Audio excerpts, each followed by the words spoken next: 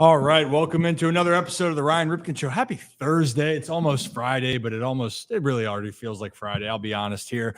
Vibes are high, and why shouldn't they be? Obviously, Baltimore Orioles had a great series. Now they head on the road, off day. So hopefully you enjoy your off day with us, everyone. And let us know where you are tuning in from. We always love to know where the community is, the Ryan Ripken Show, where you guys are watching from. But guys, let's run you through real quickly what we have on the docket here today.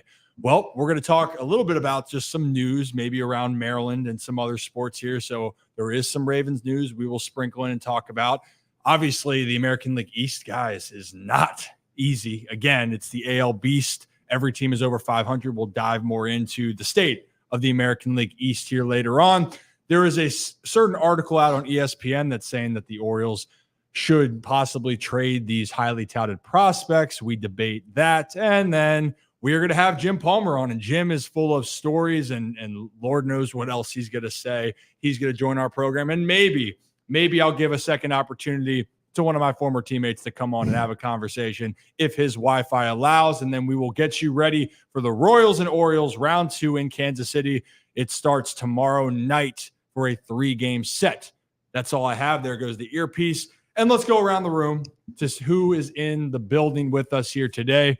As always, Zach is back. What shirt are we wearing today? Oh, this is a Second City shirt. It's a like a comedy club in Chicago. So it's where a bunch of guys have gotten their start. But yeah, I went there 2 years ago and had to get a T-shirt. So this is what we're rocking with today. Second City. It's got a bunch of chairs on it. It's like an improv thing. It was really funny. Well, that is dandy. You're a good kid. And then back in the other chair, and the chair's bigger than him, it's Kevin Ostreicher with our other friend. I feel so far away from Zach today because I've been sitting next to him, and now it feels like we're worlds apart right now. I know, it is weird. Usually Kevin is right here. Yeah, because this is Brad's seat when he's here, but I gotta keep it warm for him, so that's my responsibility today. And then that bear is keeping Rocco's seat nice and warm. And before we talk about the bear here for a second, behind making sure all this works properly is the one and only Brad. Brad, how we doing? What's up, big guy? Doing good. Kevin, I appreciate you keeping my seat warm, my man. You're welcome. It's very much appreciated. I got some really good polls this today that I might be a 2 for today. Uh-oh. Just keep an eye out on the polls here. Well, we are excited to hear about that, I will say. Guys, a couple of things here. First off, let me give some context to the bear for a second here. Let's bring the bear back in. So that bear has been sitting down in my storage for a while, and it has meaning to it. It's not just any bear that's bigger than Kevin. It's my bear that's bigger than Kevin. And actually, that was a bear I got given when I was turning 8 years old, and the Orioles were playing the Rangers in Texas. It was my dad's last year, and that bear right here was actually a gift from Alex Rodriguez. And so my mom, wow, yeah, it's kind of a flex. Jesus, yeah, it wasn't meant to be a flex. It's just giving a context to the story. Well, I'm just wondering, wonder if A-Rod's ever gonna give me a bear. Yeah, I want a bear from Alex Rodriguez. I'll message him. You know what the thing is? We'll eventually down the road get A-Rod on and be like, "Do you remember this thing? This thing is still just as giant as a full-grown Kevin Ostreicher. It's in good condition." I take care of my guys. I really do. It's kind of a hilarious story, to be honest with you. Like whenever we have him on, yeah, we definitely need to be asking him about that. Yeah, so it's like one of a kind story. So that bear's been around in the Ripken family now for 23 years. Wow. How about that? Holy shirts and pants here. So we'll get into that as well. And oh my goodness, Mario Power. Hey, off the start. All right. Finally got a chance to watch this live. Hey, we're glad to have you here. Excited to have for you to join the conversation live, ask your questions, and happy to have you here. Yeah, so we want, and again, Amy. Well, we ran into Amy at the yard here. Hey, round of applause. Thank you, Kevin. We did. Yeah, Zach threw me off. He wasn't clapping. Oh, that's on me. That's on me. Oh, Amy's a great fan. Yeah, so Amy, for those that are wondering here, by the way, we saw Amy at the game, and then she saw me, and then looked behind and was like, "Holy shirts and pants! It's the rest of the crew." So that was a really cool moment. And I actually got asked this on X today. If you guys ever see me or anybody else in the yard, please come bother us, especially Zach and Kevin.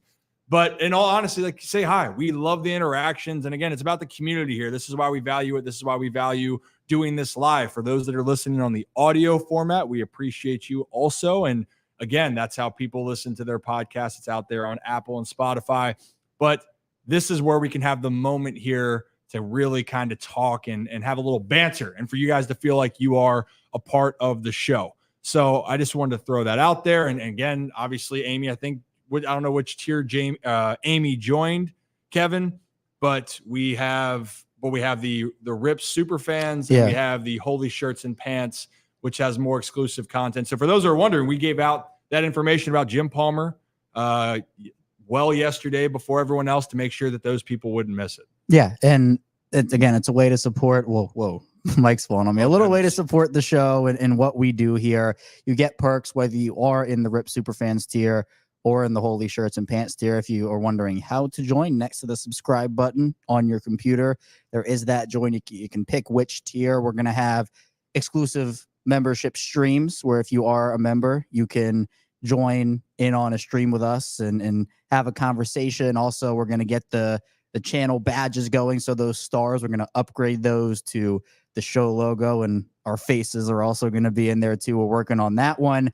And we also, if you are new to the show and missed it, we did an interview with Mike Elias. Ryan did a great job. Everybody here did a great job with that. And we released that to our channel members 2 hours before it was released to everybody else. So early access to a bunch of different content. I think Ryan's itching to start up my workout routine. So we're going to get that going as well. And he's going to train me and to become a sculpted professional athlete, which I'm excited to do. So we got a lot coming up, but it's a great way. And plus, I'll just do it while we're talking about it. Discord as well. You can join that. I think a link will be put at some point in the stream. And I got you.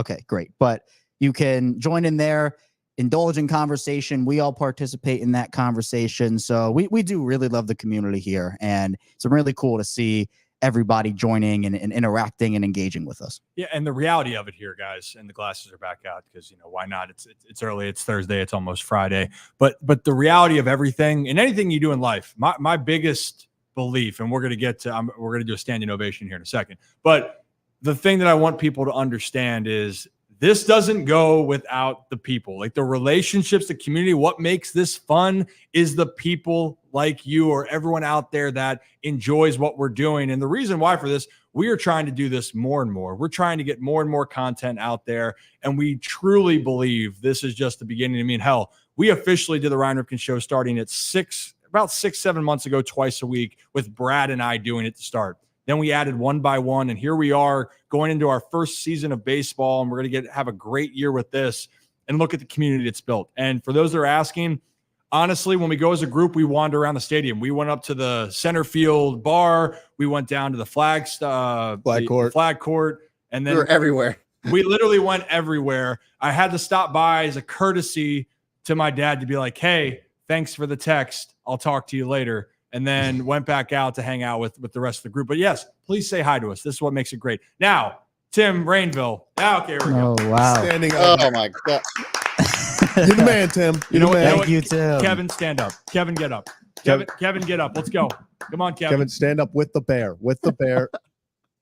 With the bear. Take the headphones out. Come on, Kevin. Yeah, $20 or more donations. You got to stand up with the bear. There it is. There we go. This is what they want to see. Kevin, this thing is bigger. Oh, my God. Oh, my God. It is. Yeah. That's for you, Tim. Oh, the bear's clapping. That's A-Rod's bear. Oh, gosh. Holy shirts and pants. Yeah, Kevin, that thing is massive on you. I cannot tell you how much dust just came off of that bear when I picked it up. Hey, do not insult the bear. It's not an insult. It's not an insult. I'm going to tell Alex you said that. It's not an insult. I'm just saying. You don't have to crack your voice. Wow. Just saying. And Joan, thank you for joining. We're glad you found Holy that. shirts and That's pants. all shirts and pants right there. So we're going to have a lot more going on with all this. And guys, we really do appreciate everything that you guys have done for us. So thank you. Thank you for everything. And we're over 8,000 on YouTube now. And this is something that is truly special. And we're going to have a lot of more exciting giveaways. And I know I'm rambling on here to start off, but we have so much more in store for the group here. And I want you guys to all know that. Before we dive into the baseball, Brad, I already know you have a poll cooking. So why don't we do that real quickly? Yeah, I do. So today's poll so far, and I didn't pull up the picture, so somebody's gonna have to do it. Maybe Zach. Zach's quick with Twitter, so pull up the picture with Ryan and the bowl cut, Zach, because today's poll is what's the worst haircut you could possibly get, and the options I have are shaved bald, a mohawk, bowl cut, and mullet, and it's not even close. Ryan, you want to guess which one's the worst one? I mean, you can't rock a bowl cut unless you actually have the confidence to do it. So I get it. People are going to say they'd hate to have the bowl cut. How long ago did you post this bowl cut? Jeez. Well, there's one on Instagram too. You can also follow me there, Zach, and that's okay. You're 63% so far. Out of 54 votes, 63% say bowl cut's the worst cut. To be honest, to be fair, I had a bowl cut too when I was a kid, but I was like, I don't know, 8 or 9. That was the cool thing back then. Yeah, it was the look. You know, the Backstreet Boys, they did it too. Boy bands were in. Maybe they'll be coming back. And yeah, I don't know. It's good to know though that like I haven't had any other cuts. I've never been shaved bald, never had a mohawk, never had a mullet, but I did have the worst one according to the audience here. So I do have to just bring this up. It's 2020 was an interesting year for all of us, obviously, and then I made this decision. Oh no. That's me in 2020. Yeah. So yeah, my parents were so mad when I walked in that house. I was like, yeah, no, going to get my hair cut, all that. And I showed up. I asked for the lines in the head thinking it was going to be like very subtle, you know, and they were not. And yeah, so I walked around for about a month and I could only wear hats when I would go out to like actual like respected establishments because I looked awful. Yeah, you know, for me, it's like literally like you're thinking, and I'm looking at you right now, of going at any point when you did this and went, you know what, this looks great. Oh, at the moment, I can't lie. I was like, this is sick. But now looking back, I'm like, oh my God. Well, I think that's my point. When I asked the question out loud, like, oh, this rocks, that's not the impression I got from there. I was like, this is a dumpster fire, but you're a good kid, so I guess we can you should try the eyebrow line. You know what I'm talking about? Oh yeah. You should do that for 8K. You should get that 8K eyebrow lines. And then for 9K, get the other one. Yeah, just keep going. Goodness gracious. All right, so we got a lot more polls. We'll check in on that one. We got a lot more activity. But guys, why don't we we'll dive in for a quick second. And actually, we'll dive in quickly on some Orioles news before we get into the AL East here and some of that topic. But in Maryland, there is some Ravens news. Again, it's baseball season, but we're a little Ravens news. Kevin, the Zay Flowers situation, can you just touch on that? Apparently, a decision's been made, at least if there's going to be any disciplinary things that fans would have to look towards. Yes, so this is coming from the NFL, and obviously everybody's picked up on it now, but it says, quote, following a review, the NFL concluded there is insufficient evidence to support a finding that Zay Flowers engaged in any activity that violated the NFL's personal conduct policy. There will be no action taken by the league. Flowers remains eligible to participate in all team activities. Statement, and that relates obviously to the charges that happened in January, and the Baltimore police, as we know, suspended their investigation in February without pressing any charges. So in terms of football activities, Zay Flowers cleared for everything, and the NFL is not going to take action against him for everything that happened over the past couple of months. And, you know, it's really not a talked about subject. And to be honest, too, just because of how things are, we're not the ones that we want to really talk about the situation until the situation unfolds. But it was on everyone's mind of being like, what is going to happen? Because on the business side of watching the Ravens, that does impact what they do in the offseason, right? What they're going to do. Do they have to prepare to not have their emerging young wide receiver to start the season? Well, now we have that answer. And right now, at least for the Baltimore Ravens, you're looking at Zay Flowers. They're counting on to make a big jump. And a guy that they're hoping, Rashad Bateman, is the guy. And I think actually there was a clip of DaCosta talking. Do we have that clip, Kevin, at all? I have the clip, but I think it's a video. So I'm going to read what he said. Essentially, he said, quote, I'm bullish on Rashad Bateman. He's been hit with injuries, but he's such a talented player, and I'm optimistic that if he can just stay healthy, I think he can be the guy this year. And that's what they're proving to me, is that they believe in Rashad Bateman based off of the moves that they've made. They've brought in a couple of lesser veteran options, such as a Michael Gallup and Josh Reynolds. Not that those guys aren't talented, but they're not necessarily guys that would challenge Rashad Bateman for his number 2 role. It'd be more complimentary number 3, number 4. Deontay Hardy is brought in primarily for special teams, and that's not a guy. I mean, he's going to be on the field offensively in some situations, but again, he's not challenging Bateman for the number 2. He's more of like a gadget player. Exactly. He's going to replace that Devin Duvernay role where like potentially on some end around stuff like that, not necessarily a guy that they're going to ask to go out and, run 30, 40 routes a game.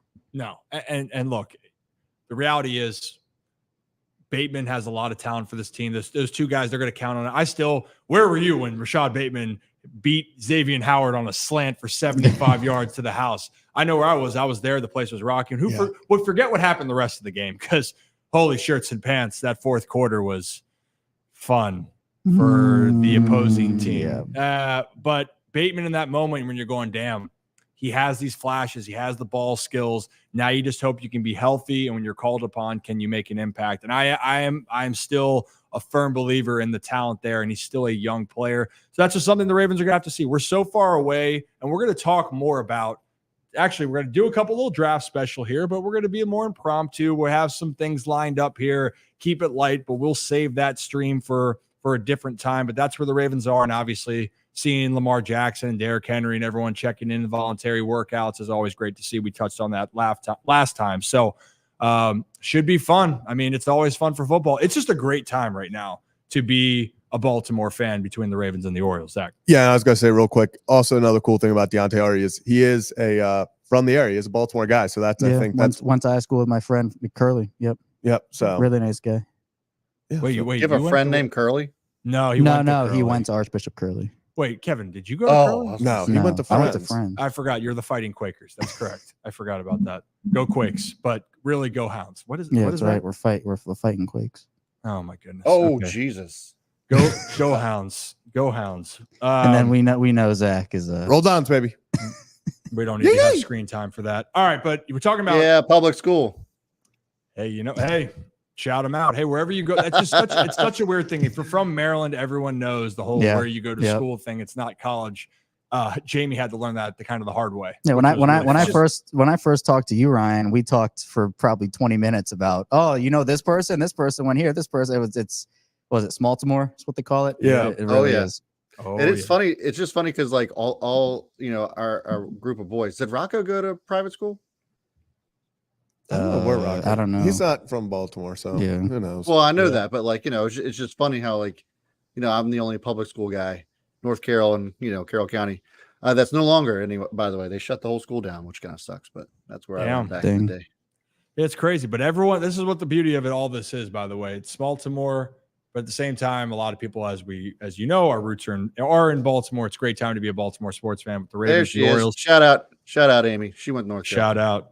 There we go. Heck yeah. Well, guys, the AFC North is obviously going to be very tough. We're going to dive into that way in the future. But what's extremely tough right now is the American League East. Mm-hmm. And I mean, it is the AL beast. And for every time you think that something's not going to be what it's supposed to be, hey, the Red Sox are going to finish last. Well, the Red Sox are still over 500. Every team, actually, for a matter of fact, is over 500 right now in the American League East, with the Yankees barely staying ahead after edging out the New York Yankees last night. The Yankees edged out the Blue Jays last night to stay in first. So, and that was the graphic I was actually wishing you'd pull up. I mean, look at that. Yankees sit, for those that are listening, Yankees sit at 13-6, Orioles 12-6. The Blue Jays, Rays, and Red Sox all have an identical record at 10-9. So you're looking at that. It's truly amazing. And for the Red Sox, by the way, they're pitching the hell out of the ball. Tanner Houck threw a shutout. A complete game shutout, 94 pitches in an hour and 49 minutes. Little Maddox to start your Wednesday. And fun fact, every single team in the AL West would be in last place in the AL East. So even the Gosh, who is leading that right now? I think it is the Rangers, but they would be in last place right now in the AL East at 10-9 or tied for last place. So just shows you just how talented even the teams like the Red Sox that you're like, oh, these are the pushovers. This is last place in the division. Guys like Jeff Passan, guys like Tim Kirchin, Buster Olney have come on the show. If you haven't watched those, go back and watch those and talked about, hey, yeah, the Red Sox, I'm not saying are going to make any moves, aren't going to go and make the playoffs, but that's not a bad baseball team. So once again, it's the AFC North all over again for football now in baseball. Baltimore sports just are permanently stuck in the most competitive divisions of all time. Yeah, and it's not going anywhere, right? I mean, because you're looking at this, and I want people to understand. I mean, New York is a really good team, and it's frustrating because you're like, damn, Toronto. And I know Orioles fans don't really like the Blue Jays right now. I get it. There's been I love the rivalries with it, but for the Yankees, they did sneak one out, and this is what they've done so far this year. They've found ways to win close games. Like, they've earned those victories, and they're doing it, keeping in mind, without having Garrett Cole. We're talking about the Orioles missing some guys. I mean, Garrett Cole's the best pitcher in the American League, arguably the best pitcher in all of baseball, and he's out for them right now, and they're finding ways. I mean, Juan Soto is everything the Yankees would hope and more. And Aaron Judge, who hadn't been swinging the bat well at all, actually is the one that comes through to put the Blue Jays ahead for good, to put the Yankees ahead for good against the Blue Jays. And context here, the Orioles went on the road and won 3 divisional games in Boston. That matters. So people keep that in mind. That matters here. And the Orioles eventually are going to get into their slate of games, actually their first American League home series, if I'm not mistaken, of the American League East, I should say, is the Yankees coming to town here in about 10 days, I believe. They come to Baltimore. That's going to be a great series. I'm excited for that. Yeah. Most likely going to be not for first place, because obviously such a long season, but at the rate it's looking like, it would be the winner of that series could potentially take over as first place in the AL East. So it's just great competitive baseball. Like, obviously, I would love for the Orioles to be in a crappy division where they could win 85 games and that gets them the division, but that's not the case. You're going to have to play good teams every single time you go out there in the AL East. That's what makes it fun. Yeah, and also for a little bit of context here, because I love young players, we'll get to it again. You know, Anthony Volpe, by the way, tremendous player for the Yankees. He's playing really well. Great play to end the game. I mean, you look at the talent, and there's Bo Bichette and Vlad Guerrero Jr. And I know Vlad's a great player. I don't care what people say. He's a great hitter. There's star power everywhere in the American League East. And now the Orioles, they're right there they might arguably have the most star power when you look at it when it's all said and done. But it's a really loaded division. And one thing, the team that actually you probably can't name more than 5 players in their starting roster, starting 9, is the Tampa Bay Rays. You just don't know what the hell they're doing. But what's funny is, if you have heard a name, it's Pete Fairbanks, their closer, because if you haven't watched him, he is one of the better closers in baseball, but he is a must-see interviewed every time he talks because he's so blunt. And actually, he blew a save the other night. Yeah. And we have the video of Pete Fairbanks describing how he pitched that evening. So we want to play it for you guys, and we'll react on the other side. Just a matter of command, location, selection, anything specific?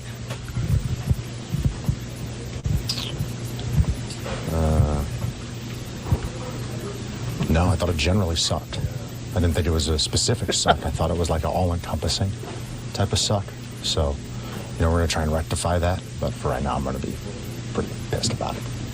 Where do you kind of go from here? Is it looking at tape? Is it going through mechanics? Where do you kind of go from here? You tell me. I've tried that. If you got an answer, I'd love to hear. Just, not going to let it beat me up for, I'll maybe give it till 10. It's 9:44 right now. We'll give it 16 minutes of salt, and then we'll, get back on the bump and figure it out. I love the bluntness. That was hilarious. I love that shit. And look, honestly, I hate that he's pissed off, because I know what it's like to not do well. Like, you can hear the frustration, but what I loved is he's unfiltered. He's telling you how he feels. He's not sugarcoating it, but he was also very self-reflecting and being like, yeah, I sucked. Yeah. Nothing was good about what I did. But this isn't the only time he's done this. He's done this multiple times. So for baseball fans out there, you should go and watch some more Pete Fairbanks interviews. They're absolutely hysterical. But the Tampa Bay Rays, real quickly, Zach, this is a team that's still in the hunt and doing a lot of things because they're just one of the most well-run organizations in all baseball. They are by far the most annoying organization in all of Major League Baseball because they will lose everybody. Tyler Glass now goes over to the Dodgers. They get rid of Emmanuel Margot. He's now went from Dodgers then to trade to the Twins.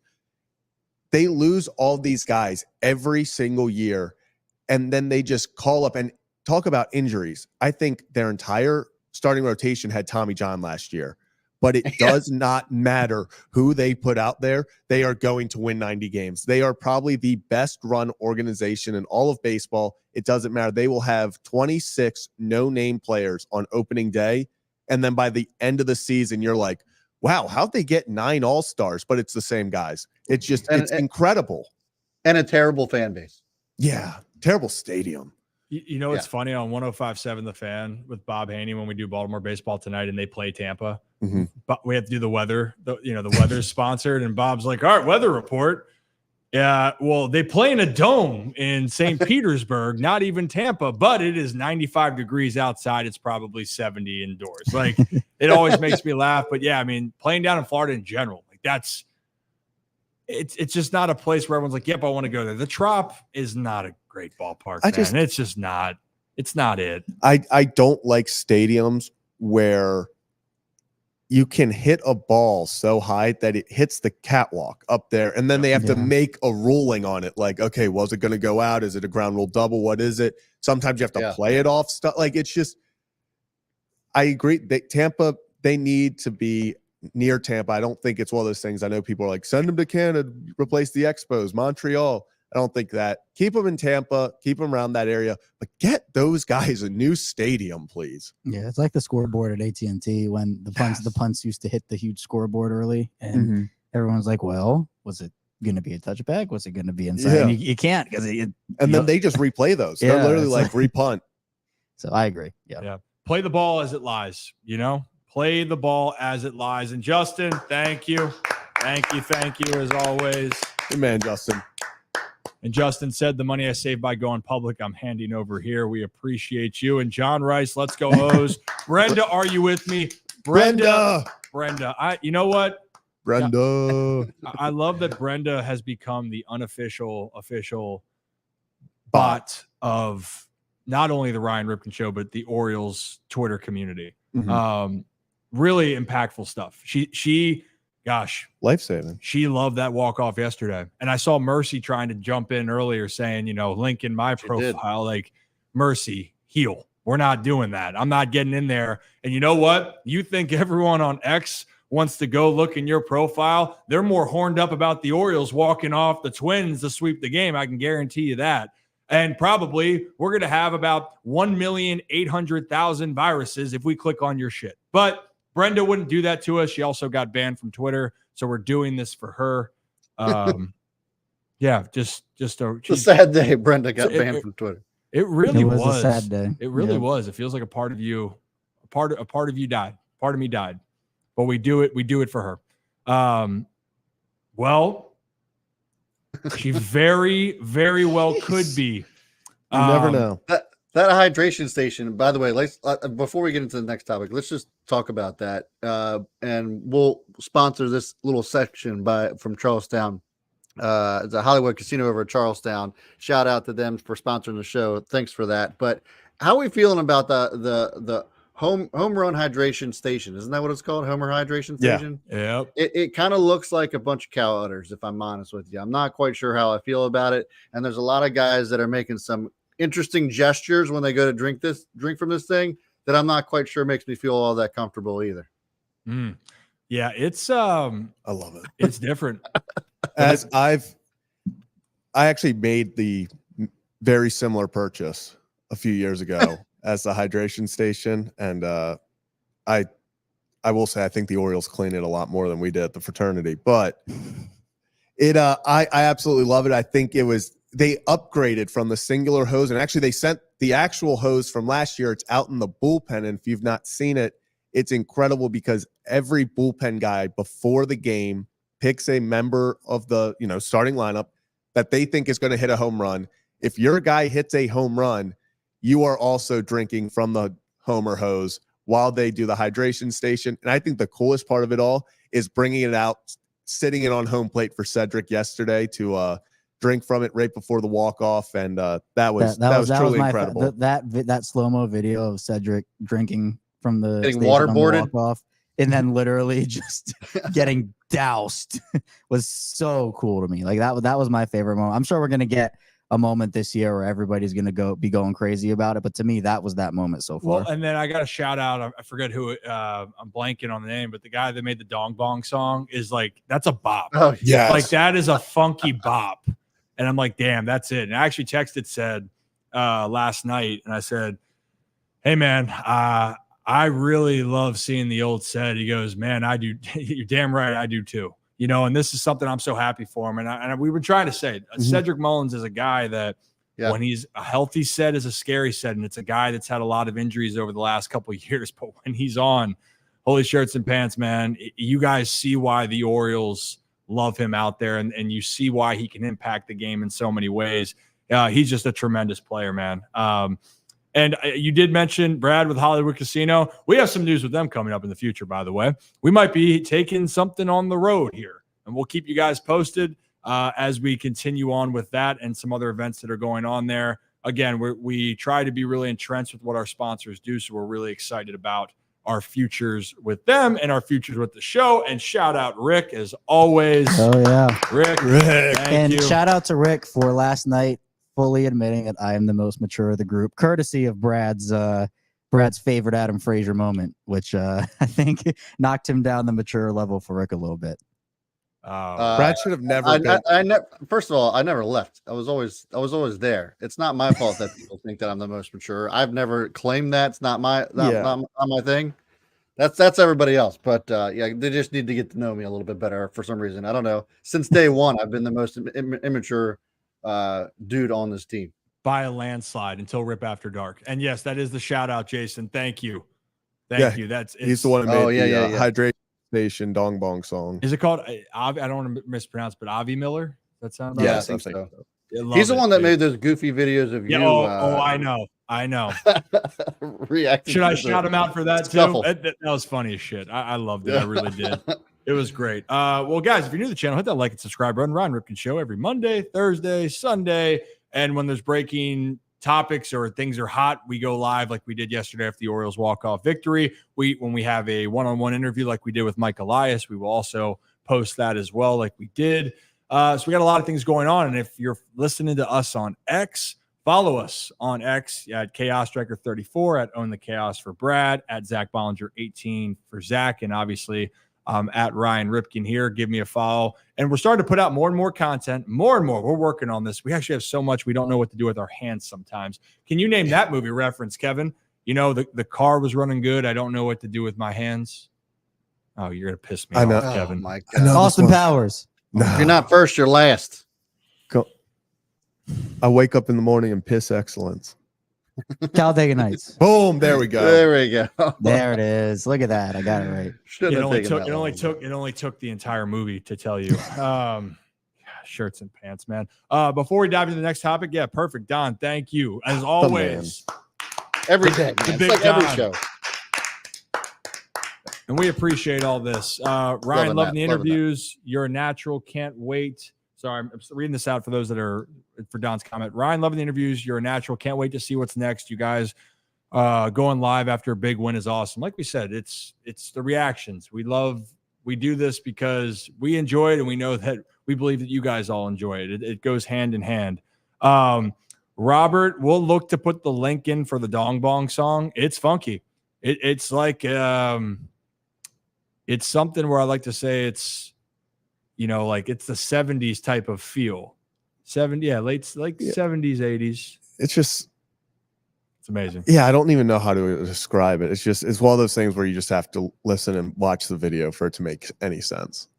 Yeah, hell yeah. Well, hey guys, before we have our guest coming on next, and then maybe if we allow Zach Lowther to get back on the program here, and I see him commenting in here. You're a good kid, Zach. We're glad you're not on the golf course this time. Yeah, do you see the support you're getting, Ryan, in the chat? All these Talladega Nights references? Yeah. Well, because Kevin, it's a popular movie, and you need to get more cultured. I with do your need movies. to get cultured in movies. Two things we need to do for Kevin, everyone. Get on the Ripped with Rip segment, which we will have for our exclusive members when Kevin and I are working out. And then on top of it, Kevin needs to watch more movies. Maybe we can add that, like a monthly movie night where the Discord cultures me on a movie every month. That actually would be great. Just like we're going to do Kevin Oki at the end of it. I just wanted to say, Zach, I still crack up thinking of you, the signal going in and out, and we just hear you on screen going, guys. I did that when they couldn't hear me during the Elias interview, Zach, for 10 minutes. I was just going, guys. Oh, I'm back. Bro, I was so nervous. All I kept thinking about the entire Mike Elias interview was it all being done with, you going back and being like, guys, we got no sound. Yeah. Like that would have crushed my soul. It would have been all. Yeah, but it was only me. I mean, and then I know that was so weird. I don't know. Yeah, I don't know what it was. Yeah, I'd be great to ask Mike. Hey, man, thanks for giving us 30 minutes plus of your time.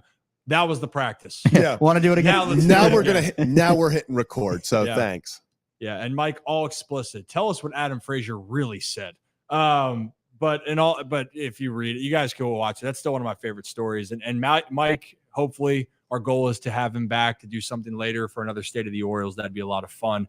But guys, why don't we? Obviously, I love the movie references. Guys, I'm a huge movie quote guy, and Zach Lowther can even appreciate that. And he knows the amount of times I quoted Wedding Crashers was at an alarming rate, but also when your team's getting absolutely just taken behind the woodshed on some nights, which we were back in the minors, you need to keep the vibes high. So we did. But why don't we talk about something else where the vibes are high with the Orioles, but there is a conversation that continues to be brought up, and that's the whole prospect and veterans. And what do you do with these talented prospects? And ESPN just had an article that came out that said possible trade candidates, and we'll read it for you for those that are listening. Trade candidates, according to ESPN, are Heston Kjerstad / Kobe Mayo. And it says, even with Jackson Holiday now up with the Major League team, the Orioles AAA lineup remains stacked, including top 100 prospects Kjerstad and Mayo. The Orioles already landed one frontline starter in Corbin Burns. Will general manager Mike Elias make a play for another one? Here's what I see. Kjerstad is an outfielder, also playing some first base. Mayo is a third baseman, playing some first. There's a reason for that. Neither is that good at those positions. Blah, blah, blah, blah. They have Sam Basayo that plays catcher that will also play some first base down the road. Saying there's a log jam. The Orioles make another blockbuster trade for a pitcher. I think I responded with the GIF of Dr. Evil talking to Goldmember. And again, Kevin, I don't know why I'm looking at you at this because you have no idea what I'm talking about. But Dr. Evil just goes, "How about no?" And then says, "You crazy Dutch bastard." But I guys, I told you this, the untouchables for the Orioles, these are two untouchables I don't think they're going to get rid of. Yeah, I will say this. If either one of those is traded, it has to be not only a frontline starter, it has to be a frontline starter with years, not just this year, not just next year. We're talking 3 or 4 years, almost like it would have to be in the realm of a Cole Reagans type. Now, Cole Reagans is not on the market. I'm not saying that, but that's the type of player you would need to get in return for what I believe are top 5, top 10 prospects in the MLB. These guys do not grow on trees, and it is just one of those situations where I understand what ESPN is doing. Everyone wants the Orioles to go get pitching. Everyone thinks that the Orioles need to go get another starter. I think that we still have to wait and see guys like Means and Bradish, see where they're at. But in no way do I see, especially for a rental or a 1 or 2 year deal starting pitcher, I don't see them giving up Kobe Mayo or Heston Kjerstad. We've talked about it before with Kjerstad. He's a guy that we think is untouchable, and I think Kobe Mayo is exactly in that realm as well. Yeah, I mean, they're young. They're young. Go ahead, Brad. I was just going to say, I'm curious as to do we know who wrote this from ESPN? I'm not sure. I just saw it was on. We saw it on X initially from Cam Bryce, I believe, was the one. And I even said, Cam, this is not directed at you. When I said, how about no? And he's in agreement too. He feels the same way. But again, it's storylines, right? It's storylines. Yeah, and I was just going to say, I was curious because ESPN's very own Tim Kirchin came on the show and talked about this here with us. I even asked Tim his own opinion on some of the guys like Mayo, Kjerstad, and guys that we thought there were non-negotiables that weren't going anywhere, and get his thoughts as well. So take a listen. for Mike Elias, does that give him more, I guess, leverage for a trade? Let's just say if they want to, I mean, the pitching's pretty good already, but like if they want to add to that, is there somebody that you could see that like, okay, this makes sense as far as a trade, or do you think most of these guys are pretty non-negotiable? They're here and they're just going to have to wait their turn. Well, they're going to wait their turn, and I wouldn't trade any of those guys yet. Now, if they start moving along this summer and things aren't going well and somebody gets hurt or Bradish doesn't come back, which I think he will, then you can use your resources and go get what you need. But I wouldn't trade those guys yet. Look, I'm so old. I go back to when Don Baylor hit like 350 and didn't get to the big leagues the next year. And Bobby Grich was an amazingly good player and spent another year at AAA when he should have been in the big leagues. Great teams are allowed the patience to wait for guys to completely be ready. But the Orioles are in a position where they can go get just about anyone they want from any team because of the resources they have in the minor leagues. That's beautiful. Yeah, I mean, I think that was very well said, and we've talked about it before on the show, Ryan. It's just like there's so much depth within the farm system that right now it's just way too early. You never know what injuries are going to pop up, where there's going to be needs, what players are going to fall off, if any. So I think it's just way too early to even consider making that call unless the O's are in some sort of desperation mode for a particular position. And I do think I want to bring up this comment from Zach here because I think this kind of encapsulates it well. There isn't a rush right now. Wait for healthy starters coming up and make a trade close to the deadline. The thing that I've been saying for a really long time, because I mean, guys, we're in mid-April right now. The season just started. I feel like we're going to see how this next couple of months plays out. Injuries happen across the league. Maybe Baltimore has something, and knock on wood, obviously everybody stays healthy. But if there is an injury, then you can make that decision closer. Where if you move on from guys, whether it is a Kjerstad or a Mayo or whoever you want to talk about in their system, and then you suddenly go through a rash of injuries, you're sitting there and you're like, oh, well, we had these guys, but now they're gone. So there's a time and a place. Plus, I think right now teams just aren't necessarily looking to move guys. I think teams are more willing to move players as the deadline gets closer because then teams have a better idea of where they are. Teams that weren't projected to do super well as a whole coming into the year, some of them have great records right now. Maybe they're saying, can we make a wild card push? Can we make a playoff push? And maybe they want to hold on to their guys.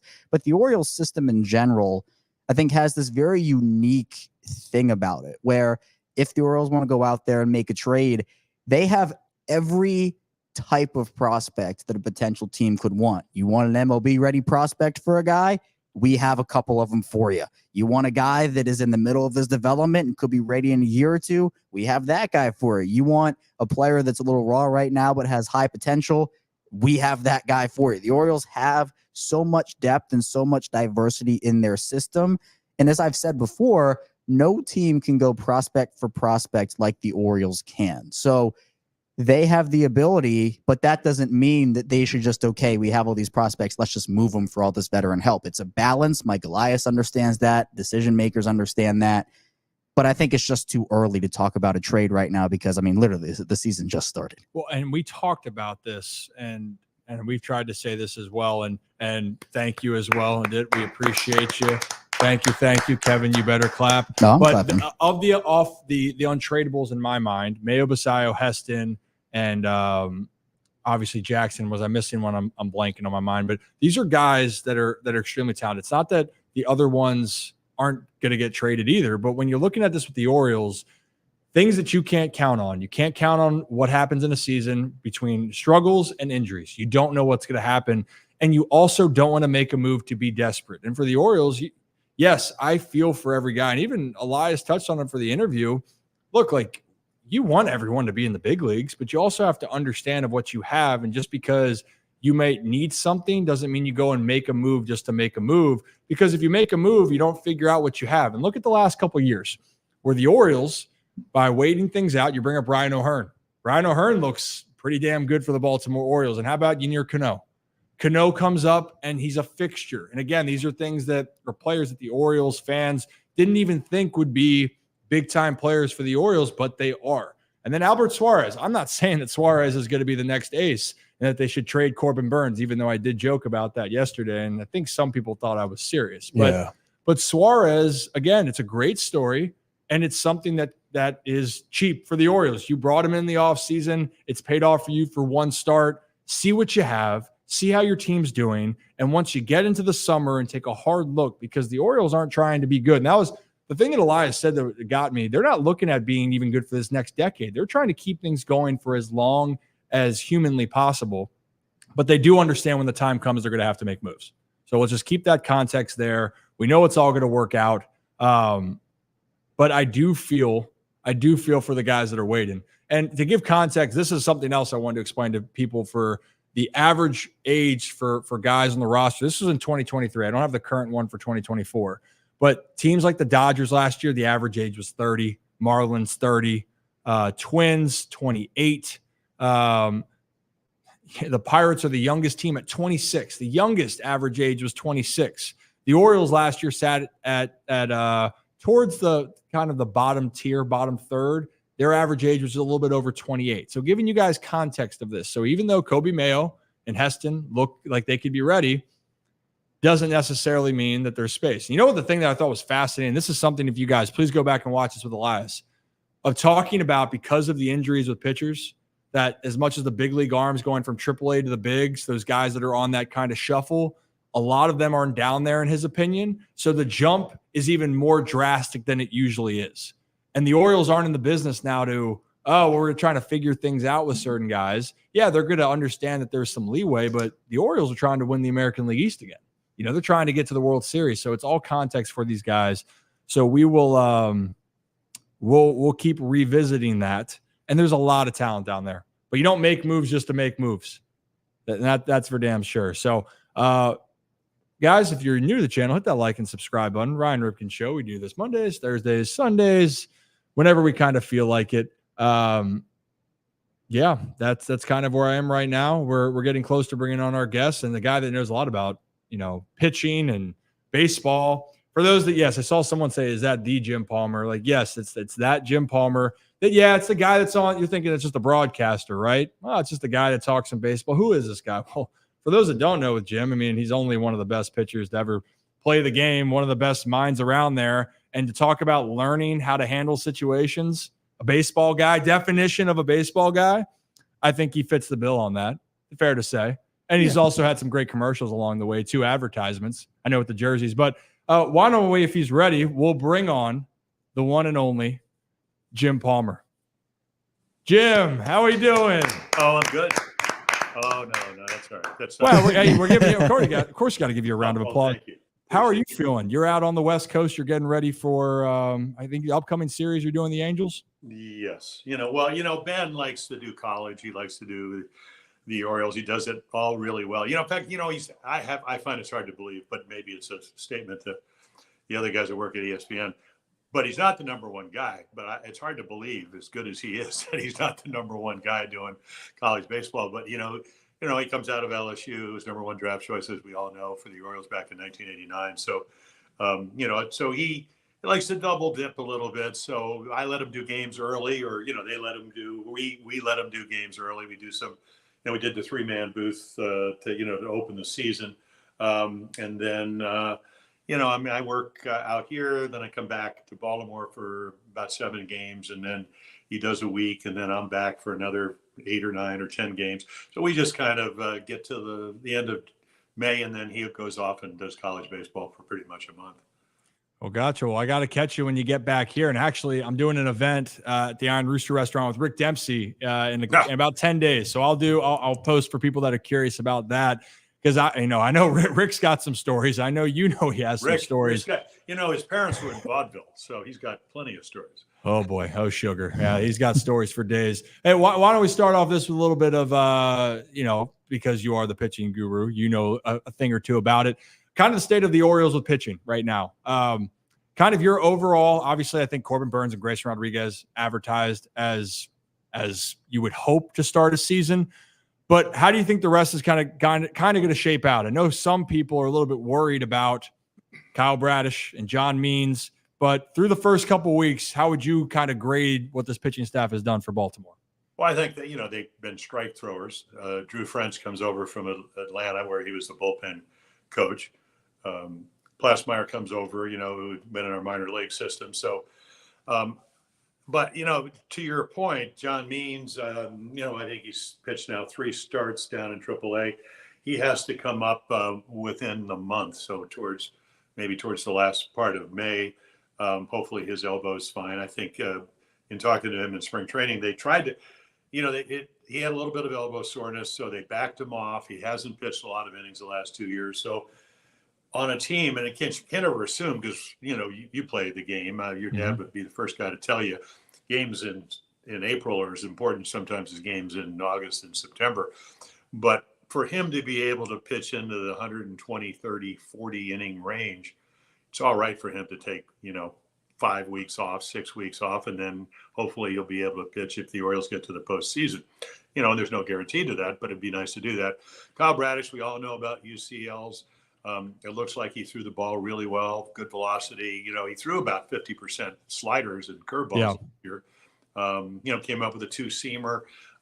But again, when he's healthy, and we'll see if that's the case, he was the best pitcher the Orioles had. He pitched like a number 1 starter.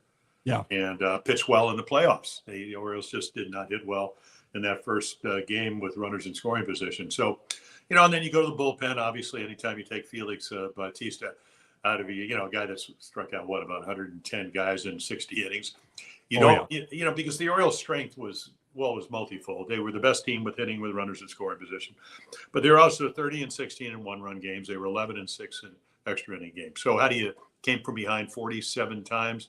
I think only the Cincinnati Reds did it more. So you better have a good bullpen. Well as I do, starting pitchers aren't pitching into the 8th and 9th innings anymore. Corbin Burns.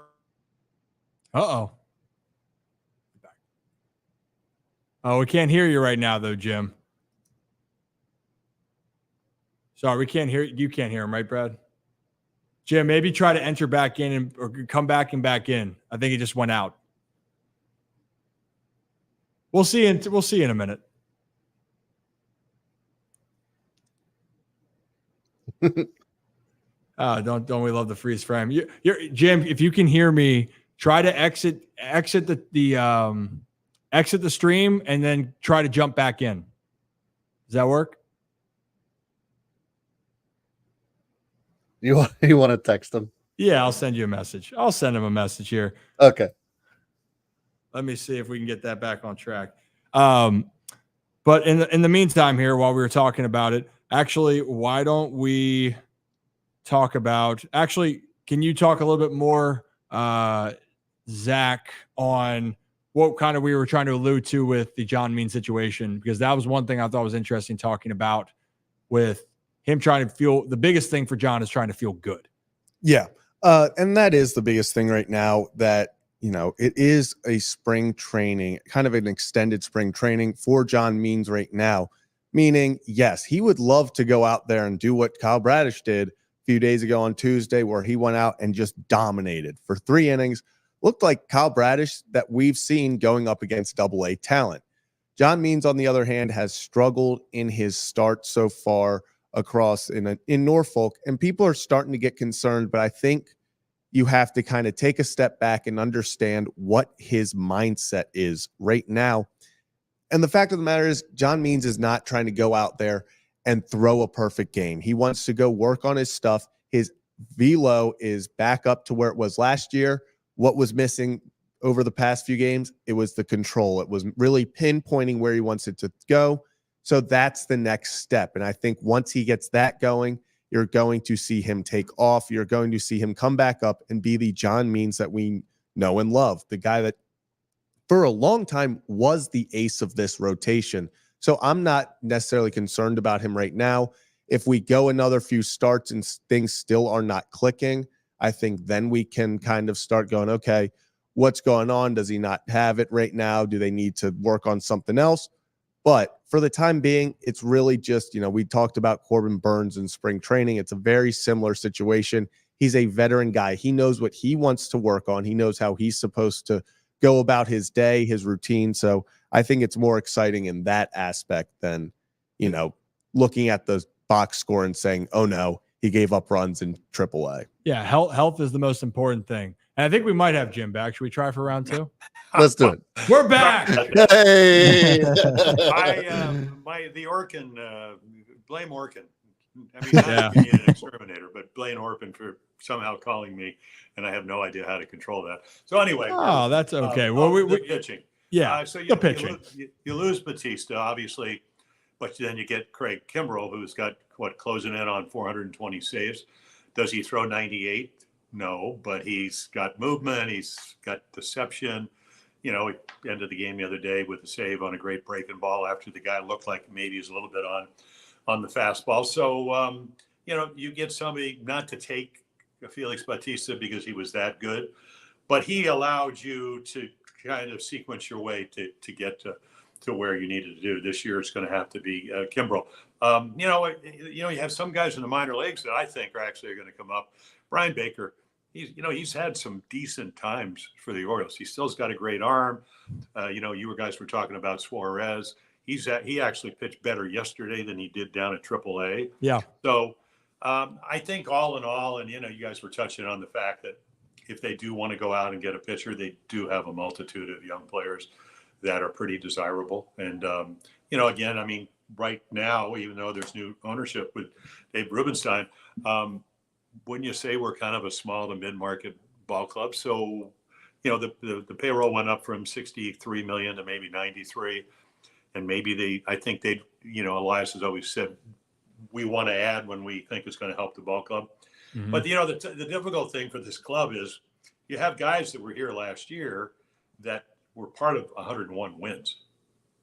And there were a lot of guys that, Austin Hayes, was reading yesterday, he got hit in the shoulder. He's sick. He's 3 or 4 for 35. Even when he hits the ball hard, they catch it. But he's a Gold Glove caliber left fielder, and you're going to need that in Camden Yards.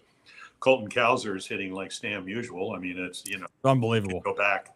So, Mullins, walk-off home run yesterday. He did not have a great year last year because of the injuries. Santander, it'll be kind of interesting because I think Anthony's one of the best corner outfielders in the American League. And, he's going to be a potential free agent. He hit 28 home runs, usually hits between 28 and 33 home runs. Yep. Switch hitter, doesn't strike out like Teoscar Hernandez, who got a $16 million deal with an $8 million deferred payment. That's $23 million, and he struck out 211 times. But I'm kind of wondering how he's going to go about business knowing he's a free agent. First time in his life that's ever happened. So there's so many different storylines that, the Orioles are, they got an off day in Kansas City. I'm sure they're all going to go get barbecue or do something like that. But then Kansas City, they're 8-2 at home. They have the best starting pitching in the American League. They've scored over 6 runs a game at home and given up a little bit over 2. Yeah. Pretty important weekend. In fact, but again, if Ryan, I mean, your dad and I played on so many good teams. Every time, when you're thinking about 100 wins, every series, whether it's April, May, August or September, means as much. And that's what winning teams do. So we'll see how they handle this weekend. Yeah, they got a lot of talent regardless. I think I love that you're reminding us. This is the group that we had. And I actually got a chance, Jim, to sit down with Elias. We did an interview with him with an exclusive on the channel here on Tuesday and talking about between veterans and prospects and how you're trying to play this game. It's hard, but you're also realizing this team had a lot of success. Obviously, the number 1 team in all of the American League last year. So there's a lot of great parts. And I'm glad you brought up Santander. And you're right. He's a guy he's been actually the top run producer for the Baltimore Orioles the last 2 seasons. So it's a good problem to have. And then you have some young players, Seth Johnson, that looks healthy down the minors. Cade Povich has looked good. McDermott. So there's a multitude of guys. So we could talk about that for a while, but I think Zach has a question for you next, Jim. So I'll switch it over to him. Yeah, Jim, appreciate you coming on. So we just talked about the Orioles won 101 games last year, and then they go out and get an ace in Corbin Burnes. And obviously being, knowing so much about pitching, how good, I guess, what makes Corbin Burnes so special? And then also adding a top end ace like that, we've seen guys like Grayson Rodriguez talk about where he brings a competitiveness inside the rotation where, if he goes and gets 10 strikeouts and then next game Grayson got 9, he's like, well, I outdueled you. So there's that competitiveness inside that kind of seems to help elevate everyone's game. Is that something that you've seen can really impact the pitching rotation? Well, I kind of lived that, playing on a team that had 320 game winners in 70. And, next year we had 420 game winners. And you never wanted the guy that was pitching on Monday, Tuesday, or Wednesday, if you were pitching on Thursday, not to have a good game. You wanted to either be as good or better. And, everybody talks about that, 420 game winners in modern history. That's the only time it ever happened. I think we also had 72 complete games. And Bamberger was pitching coach, went on to manage in Milwaukee and then with the Mets. But Corbin Burns, first of all, he's going to pitch around 200 innings. What I liked the other day, I was talking to Ben McDonald about it, is that primarily, he's got a good curveball. He's got good velocity. He's got probably the best cutter in the major leagues.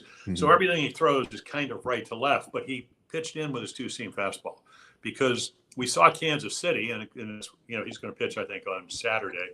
They did a nice job of adjusting. He had the fabulous game opening day in Baltimore with 11 strikeouts or whatever it was in 6 innings. They had no chance. And but I think the more he pitches in the American League, and you go up to New York, if hitters only look at, and Ryan knows this, if you only look to one side of the plate, it's a little bit easier to hit. Doesn't mean you're going to hit it because the stuff's that good. Now all of a sudden we saw Bradish do it last year. We saw Kramer do it, where you come up with a 2-seam fastball, you run it in. It opens up the outside corner. So all of a sudden the scouting report is, he's not one-dimensional. He can pitch both sides of the plate. So, he does that. And the other thing is, he's going to be a free agent next year. He's going to get, he's 30 years old or 29 going on 30.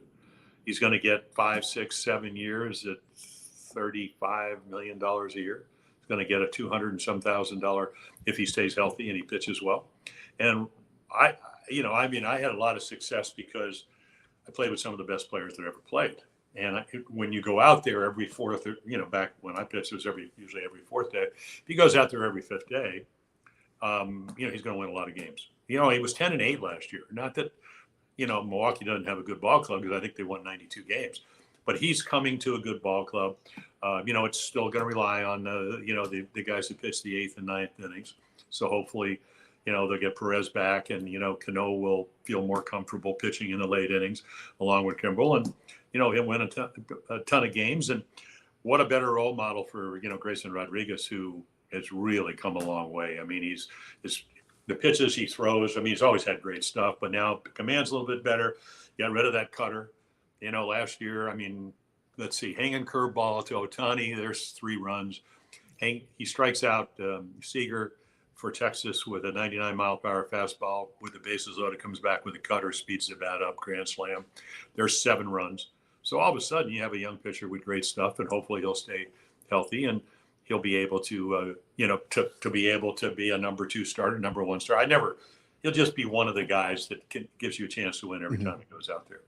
Yeah, I think one of the weirdest stats is Corbin Burns has never won more than 12 games in a year in his career for as dominant as he's been. Well, but what's the run support? Yeah. Bullpen. They have, always have had a pretty good bullpen. Williams, I think, is hurt with them, now from Milwaukee. But they had Hader, they traded him to San Diego, and now he's in Houston. He's given up. He's given up a lot. Well, they're not playing. Yeah, Joe Espada, he's got to be calling Dusty Baker, going, Dusty, help. There's a panic over there in Houston right now. They've lost a lot of close games. Look at the Orioles, 30-16 in 1-run games. If it's okay, so you win 101 games. If you win 25 games and you take 6 off that, or 4 off that 30, the record's a little bit different. And you got to remember, Tampa Bay started out 30-9 last year. Yeah. Now they lost three starters to Tommy John surgery, so they're probably not going to be as good. But they're a very competitive ball club. But if you take 3 or 4 wins off those 30-16 1-run ball games or the 11-6 extra inning games, you're not even winning the division. No. And maybe that would have helped because you wouldn't have had the week off. Even though I'm not buying into that, did not allow the Orioles to kind of get ready to play the Rangers, who, as we know, would win the World Series Pretty good ball club. $900 million they spent to get better, and they were. Yeah, that's what they paid you, right, Jim, back in the day, around that around that amount. I had to turn down the money, Ryan. Yeah, well, it was for the jockey commercial, right? Well, it's funny. Somebody sent me right after I retired. I did Dempsey, Tippy, your dad, Eddie. We're all in a jockey commercial. In fact, if you Google that, Wait a minute, all of you are in that? Oh, it's actually classic. Oh, I mean, really, if you Google that, you will see. I don't know if I'm talking about pure comb cotton. I don't know what it is, and your dad's in it, and we're looking it up. We shot it in the locker room. Actually, so let's. What are we talking about? It's funny. I was looking. I mean, the biggest story over the last 10 days or whatever is Jackson Holiday, and I'm thinking, okay, see, when your dad started the consecutive game streak, I was actually pitching that night, but he came up at the end of 81. Yep. And have you looked at his numbers? Oh, yeah. So we talked about that too, by the way. In 82, his official rookie year, we talked about that. And then he felt that, he felt his shit didn't stink after the first opening day in 82, went 3 for 5, and then proceeded to go 4 for his next 55 and was hitting $117 on like May 2nd. Yeah. So well, the year before, I think he was 128. The next year he's 128. But, let's put this in the proper context. I was looking at Willie Mays. Now, Willie Mays, Leo Giroshi, who was managing the Giants, had to call his dad. He said, you got to talk your son. This is Willie Mays with over 3,400 hits and 660 home runs. Your son wants to come home. And his dad says, I'm not coming to get you. I'm not going to even allow you in the house. And he went, I think, 1 for his first 21. Now, Nick Markakis, check out Nick, his first month in the big leagues. And then all of a sudden in August and September, he's hitting 380 and 403 and whatever. So it takes a while. George Brett started out 5 for 40, 3,100 hits later. He's in the Hall of Fame and all that.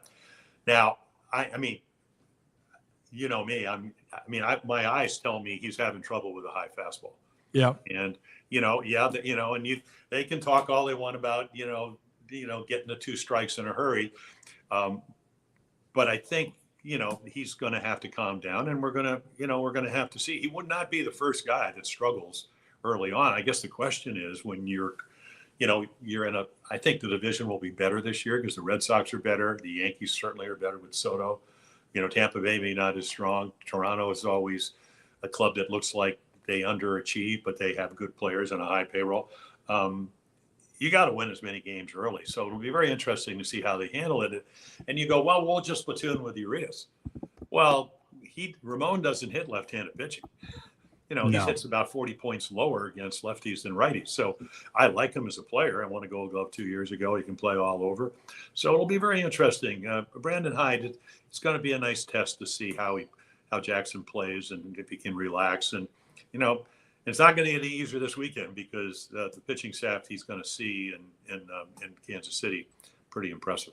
Yeah, no doubt about it. And I think that people need to understand, you're right. Things are going well for Baltimore. Things are going well overall. And right now you got to let the growing pains. 20 years old. He's a phenom and he's had so much success. Well, your grandfather once told me, he goes, there's suspects and there's prospects. Now he is a prospect. Yep. But if you've been around the game and hey, what are you, 30, 31, somewhere? You're right. I'm 30, right on the. Okay, I'm going to be 31 coming up, man. You're sharper than me, man. Come on, Jim. Well, wait. So you've been around a while. Yep. Your dad's been around. Seems like forever. Yes. You just don't know what happened in this game. I mean, everybody. How many guys? We had a guy, Jim Fuller. He had like 30 some home runs in A-ball in Miami. That's like hitting 65. And they brought him to the big leagues, and he hit really well against left-handers. And then all of a sudden, because he was a right-handed hitter, I mean, he could throw, he could run.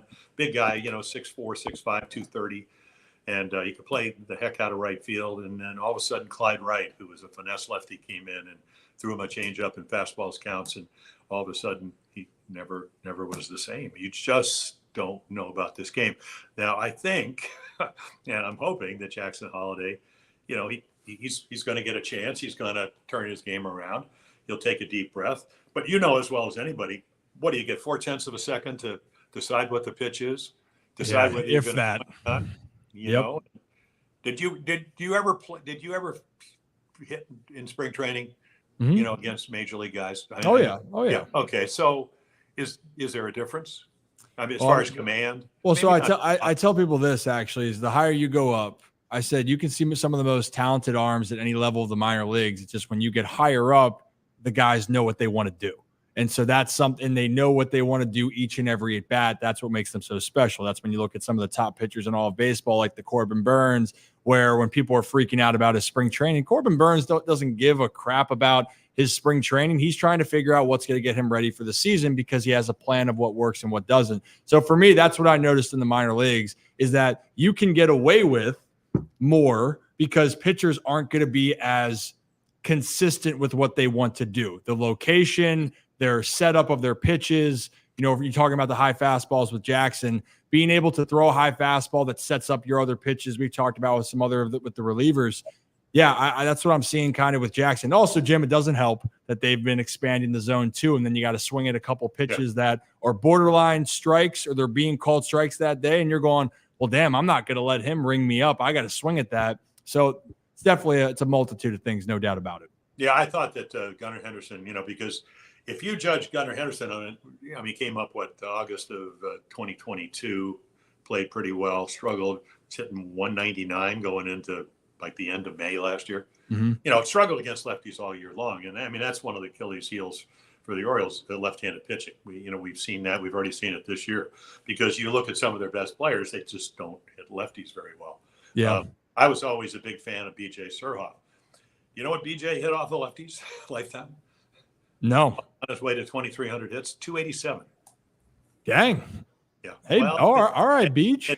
I think he used to be a coach for the Orioles, didn't he? Would have been a nice sounding board. Oh, Beach. Oh, Beach. Well, I'll tell you what, though, Jim, at least, and maybe this kind of goes into what Rocco is going to talk about. Right now, at least for the guys, even though the struggles, the chemistry on the team of what's going on is probably the best I've seen in Rock. That kind of alludes to what's been happening with the Orioles recently. Yeah, Jim, I think people enjoy watching this team, especially the past 2 years, so much because these guys have so much fun. I want to get your take on two things. So your thoughts first and foremost on the Homer hose, which has now evolved into the Homer hydration station, and the teams you were on. Did you guys ever have any unique way of celebrating the big moments like this team is right now? Not in the dugout. No, you know, we did it in the kangaroo court, you know, and we, you know, Frank Robinson was the judge, and, you know, if guys didn't run balls out or they yawned or they were on the bench late or, you know, I mean, Don Buford used to get upset when we would give him the no-touch award because he was a horrible fielder, but the best offensive left fielder in baseball for like 3 years in a row. We had the Red Ass Award. We had the John O'Donohue played for the Orioles, but he played for Cleveland, and he would throw these long home runs. So if you threw a long home run, you would get the John O'Donohue ball. But it was always hooked in to, you know, to winning and then celebrating. And the other thing is, you know, we used to always say, hurry out of the locker room, and, you know, that's how you lose. And, you know, it made us stay after the wins and celebrate the wins. But it was a different era. You know, we did, you know, I mean, I can just imagine your dad tapping his heart and all that after he hit home runs and all that. And, you know, it's just, I'm not saying it's, you know, they can't do it because I know they do it and they're going to do it because it's a different era and different whatever. But I was always taught, hey, listen, you strike a guy out, that's what you're supposed to do. Why do I want to show him up? You know, I mean, I think we were taught, like, you know, if you catch a touchdown pass, you just drop the ball in the end zone, turn around, you know, go to the bench and all that and whatever. So, again, it was a different thought. So we never had, you know, all that kind of stuff. And it's funny, Jim, you bring up after the game, like that's when I felt like the celebrating or the moments were where it was. Those are the stories that I heard. The locker room, you're talking about the game after. It's like where the real antics come out. I remember every time my dad did a home run, and instead of someone giving him a high five, he would just give him a handshake. I saw that. I've seen that so many times. Like, hey, Cal, good job. And he just puts out his hands. You know, your grandfather was a coach and all that. I mean, that's not, no, Cal, you know, Cal Sr. did not operate on that way. He did not. No. no. You were going to respect the game. I mean, I always tell people I had to do something for a friend, who runs a big law firm, and we were talking to the people in Tel Aviv. I mean, they're doing this baseball Zoom thing like 2 nights ago, and I'm saying, you're not worried about rockets and the missiles and all that. And they said, well, most of our houses have bomb shelters, and if they do the alarm, we'll probably get off the air. But it's, and I talked about the Oriole way. It was so simple. You come to the ballpark and let it, you outwork everybody. And I learned this at A-ball. And, you outwork everybody. You try to get a little bit better every day. You have fun, which means to win. You play as a team because, if you're in high A, you want to get to double A and triple A and the big leagues. And probably the most important thing your grandfather ever told me, there are no such things as shortcuts. No, there because isn't. Everybody, we all want to take the quicker road or the easier road or whatever. And, your grandfather, he treated everybody the same. Yeah. He would tell you, hey, some guys are suspects, some guys are prospects, but everybody got treated the same. Yeah, you got to go out there. We went 80 and 36 too, Ryan. So it was a nice team to manage, and he had a lot to do with that. No, you're damn right. But that's the thing. You're right. It's the work. It's the work you got to put in. I think that people that's always it gets. Not that it grinds my gears, but that's when I do talk about stuff with the guys, especially the veterans of what they've gone through. And with the prospects, you're right. Jim, to me, the prospects are like lottery tickets in some cases. You don't know which one's going to hit, but you hope that they are. That's why you're saying prospect or suspect. But who knows, with all the Orioles that are coming up of these super talented players, which ones are going to be the guys that are going to be your cornerstones, like the Gunnar Henderson, or who's going to be somewhere in between? You just don't really know that answer. But Brad actually, we talked to Rick Dempsey on opening. We had an opening day special. I think, Brad, this was going along with the question because I think it is fair to say, this is probably one of the most talented teams, right, Brad? Yeah, and actually, I thought it was very interesting coming from Rick. First of all, thanks, Jim, for coming on. I really appreciate your time here. Rick came on and said that he thinks that, he's not sure he's ever seen a more talented Orioles team from top to bottom and even in the farm system ever, which I thought was saying a lot coming from Rick. And then obviously, being a part of the teams that he was a part of. And so I kind of wanted to get your perspective on that too. Obviously you've been a part of some historic teams and you've done some pretty historic things yourself. And so, from top to bottom, could you agree with something like that, or you think there still needs to have some time to go first before we can really kind of make that assessment? Well, I was, when Joe Biden threw out the first pitch in 2009, he came up into the booth, and Gary Thorne and I were doing the game, and he's standing in the middle. He's got the Navy hat on, leather jacket. He said, I used to come down when I was senator of Delaware, and he said, hey, congratulations on getting to the Hall of Fame. I said, well, I played with some of the best players ever. Yeah. That's why I did my job. They did their job, and things worked out pretty well, So I look at, and I've said this for years on the air. When you're winning 52 games and losing 110 games, your first baseman's not better than theirs, and your catcher's not better than theirs, and your second baseman. I looked around. I got Boog Powell over at first. Now, Boog won the MVP in 1970, and he was second in 69. You knew he was going to hit 25 to 39 home runs, somewhere in that range, depending on the year.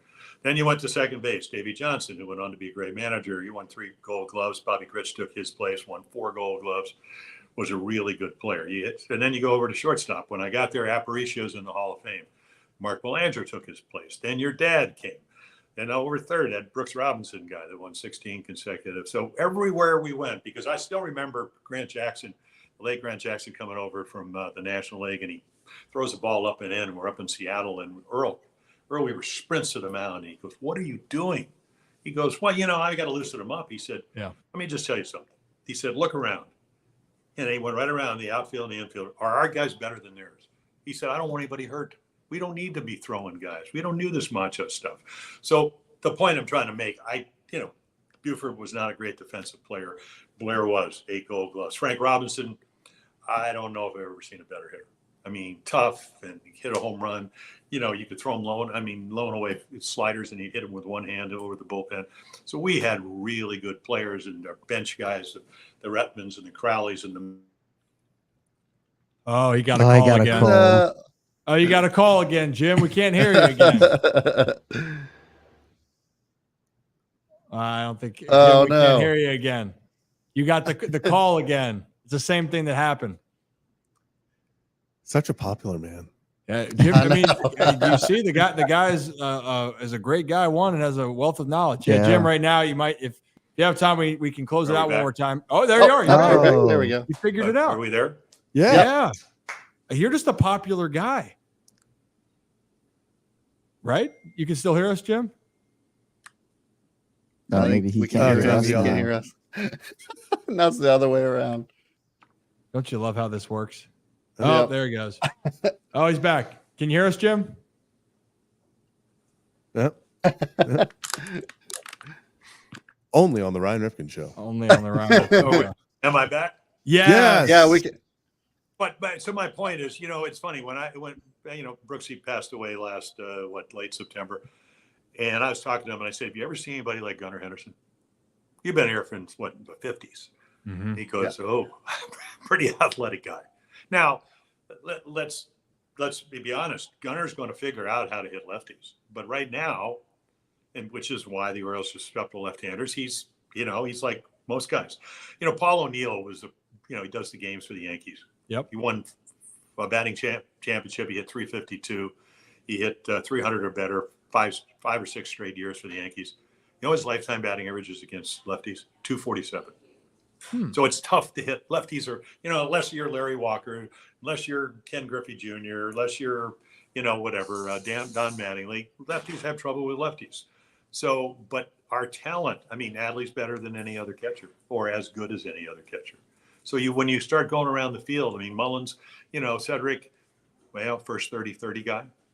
Yeah. When he's healthy, he's going to run everything down. How about the catch he made the other night? Oh my God. Unbelievable. You got Austin Hayes who, and he's got to have to figure stuff out. He's got to get healthy. But again, it's nice to have Colton Cowser, who looks like he's pretty athletic for a guy. Now, is he going to hit, home runs in 4 out of 5 games? I don't know if that's going to happen. But it looks like, this is a guy that could, his best shot last year was a sliced line drive down the line in Philadelphia. Now, all of a sudden, he's driving the ball left field. If you pitch him in, which is how you earn getting pitches on the inside side of the plate, he's able to pull them. And, all of a sudden you have somebody that if Austin Hayes struggles or is hurt or whatever the case is, you have some balance. So, yeah, this is a really good ball club. I call Ryan O'Hearn the Corey Kluber of hitters. He puts that game face on. It was a great acquisition. This is a guy that had some success early on. The league adjusted, and now he's readjusted. And, he puts some great at-bats together. And you know what? I played with a lot of guys that didn't like to lose. And I think that Ryan O'Hearn is one of those guys that does not like to fail. I'm with you on that. I love what he's done in Baltimore. And actually, I'm going to break him down here after we're done here. I'm going to do a little Ryan O'Hearn because I don't think that he gets enough respect. And there's a reason why that the Orioles have enjoyed having him, and he's rightfully so. Been one of the surprising pieces for this Baltimore Orioles team that really was not a guy that they expected, or at least the fans were not expecting him to be what he has been so far. Jim, we're going to have one more baseball-related question. They're 2 baseball, but one's fun, one's a actual, again, your expertise. And it's, again, we're talking about pitching. Kevin has one thing, and it's specific to Grayson Rodriguez. Yeah, Jim, really appreciate you joining us. And you mentioned Grayson a bit earlier, and I know for him, he's had a lot of hype around him since being drafted. And last year he was up, and then he was down, and then he's back up again. But he's had a great start to the year this year. Obviously, you got strikeouts from Grayson. He's throwing the heat, and he has a bunch of great stuff. But for him, what transformation have you seen from him dating back to when he first got the call? And for you, what do you think his ceiling is and the next steps for him for reaching that ceiling? Well, the ceiling is to stay healthy. A couple of years ago, he had the lat problem, or he would have been in the big leagues year before last.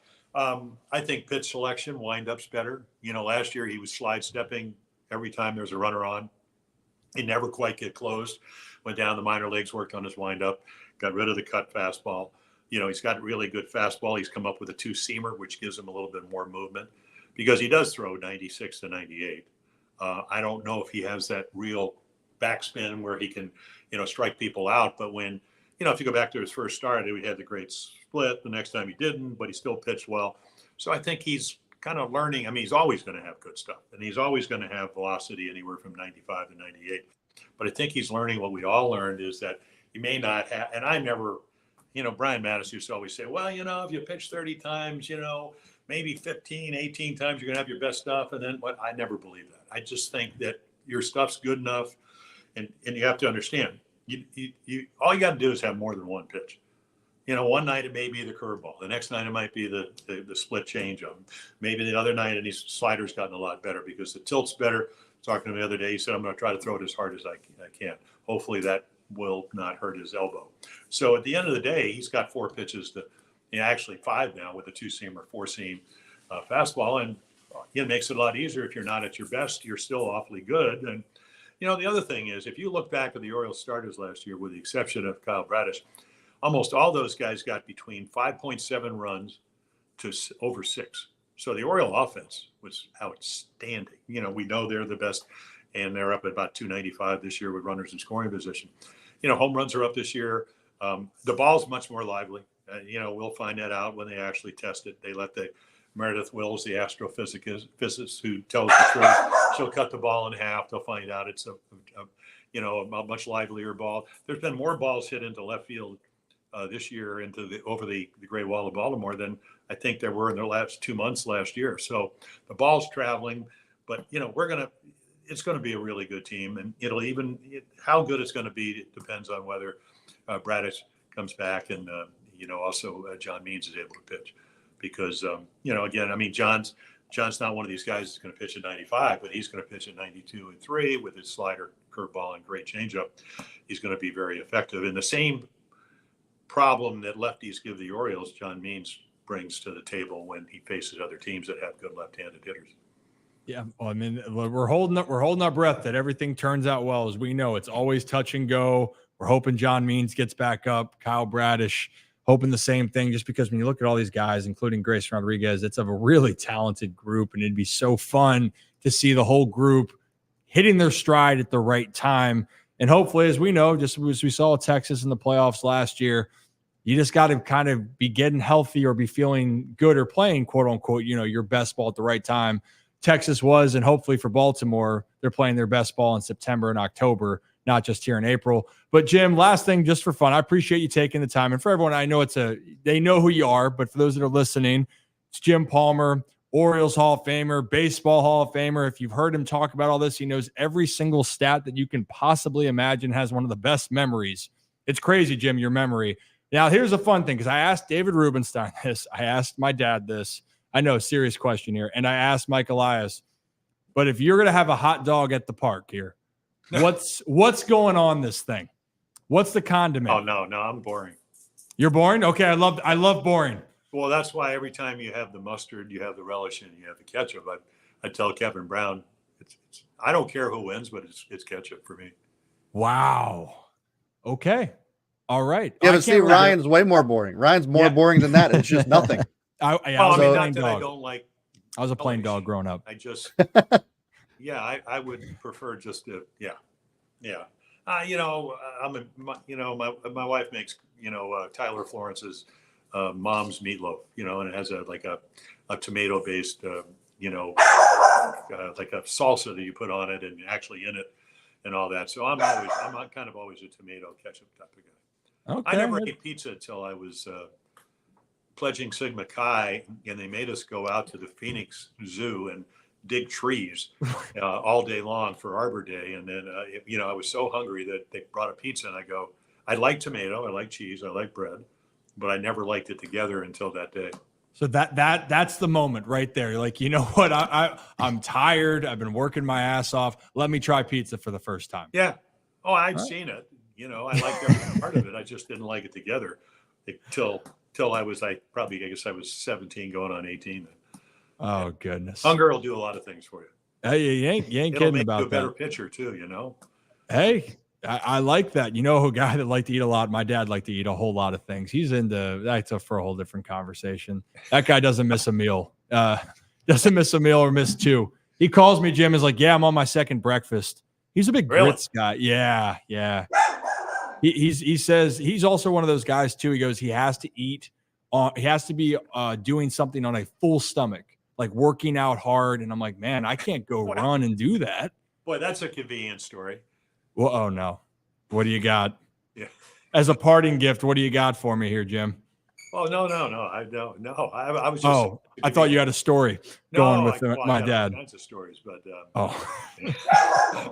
Well, maybe for some other time, then when you get back to Baltimore, we can talk about this more. Or if you want to come and bother us here, you guys are all different places. So to give you a little bit of rundown, actually, this studio is in Baltimore, down in the city. So right now people are remote, but Zach and Kevin are in studio with me. And then Rocco and Brad here are Zoom. Or a bar or a lounge. Yeah, well, it's a massive. It's honestly, Jim, it's right near where the away team stays. So when you're in town, we could show you. We're trying to clean it up. Well, I live in Little Italy. I live down off of Central. So you must. Well, that's where we are. Yeah, right there. Right there. Yeah.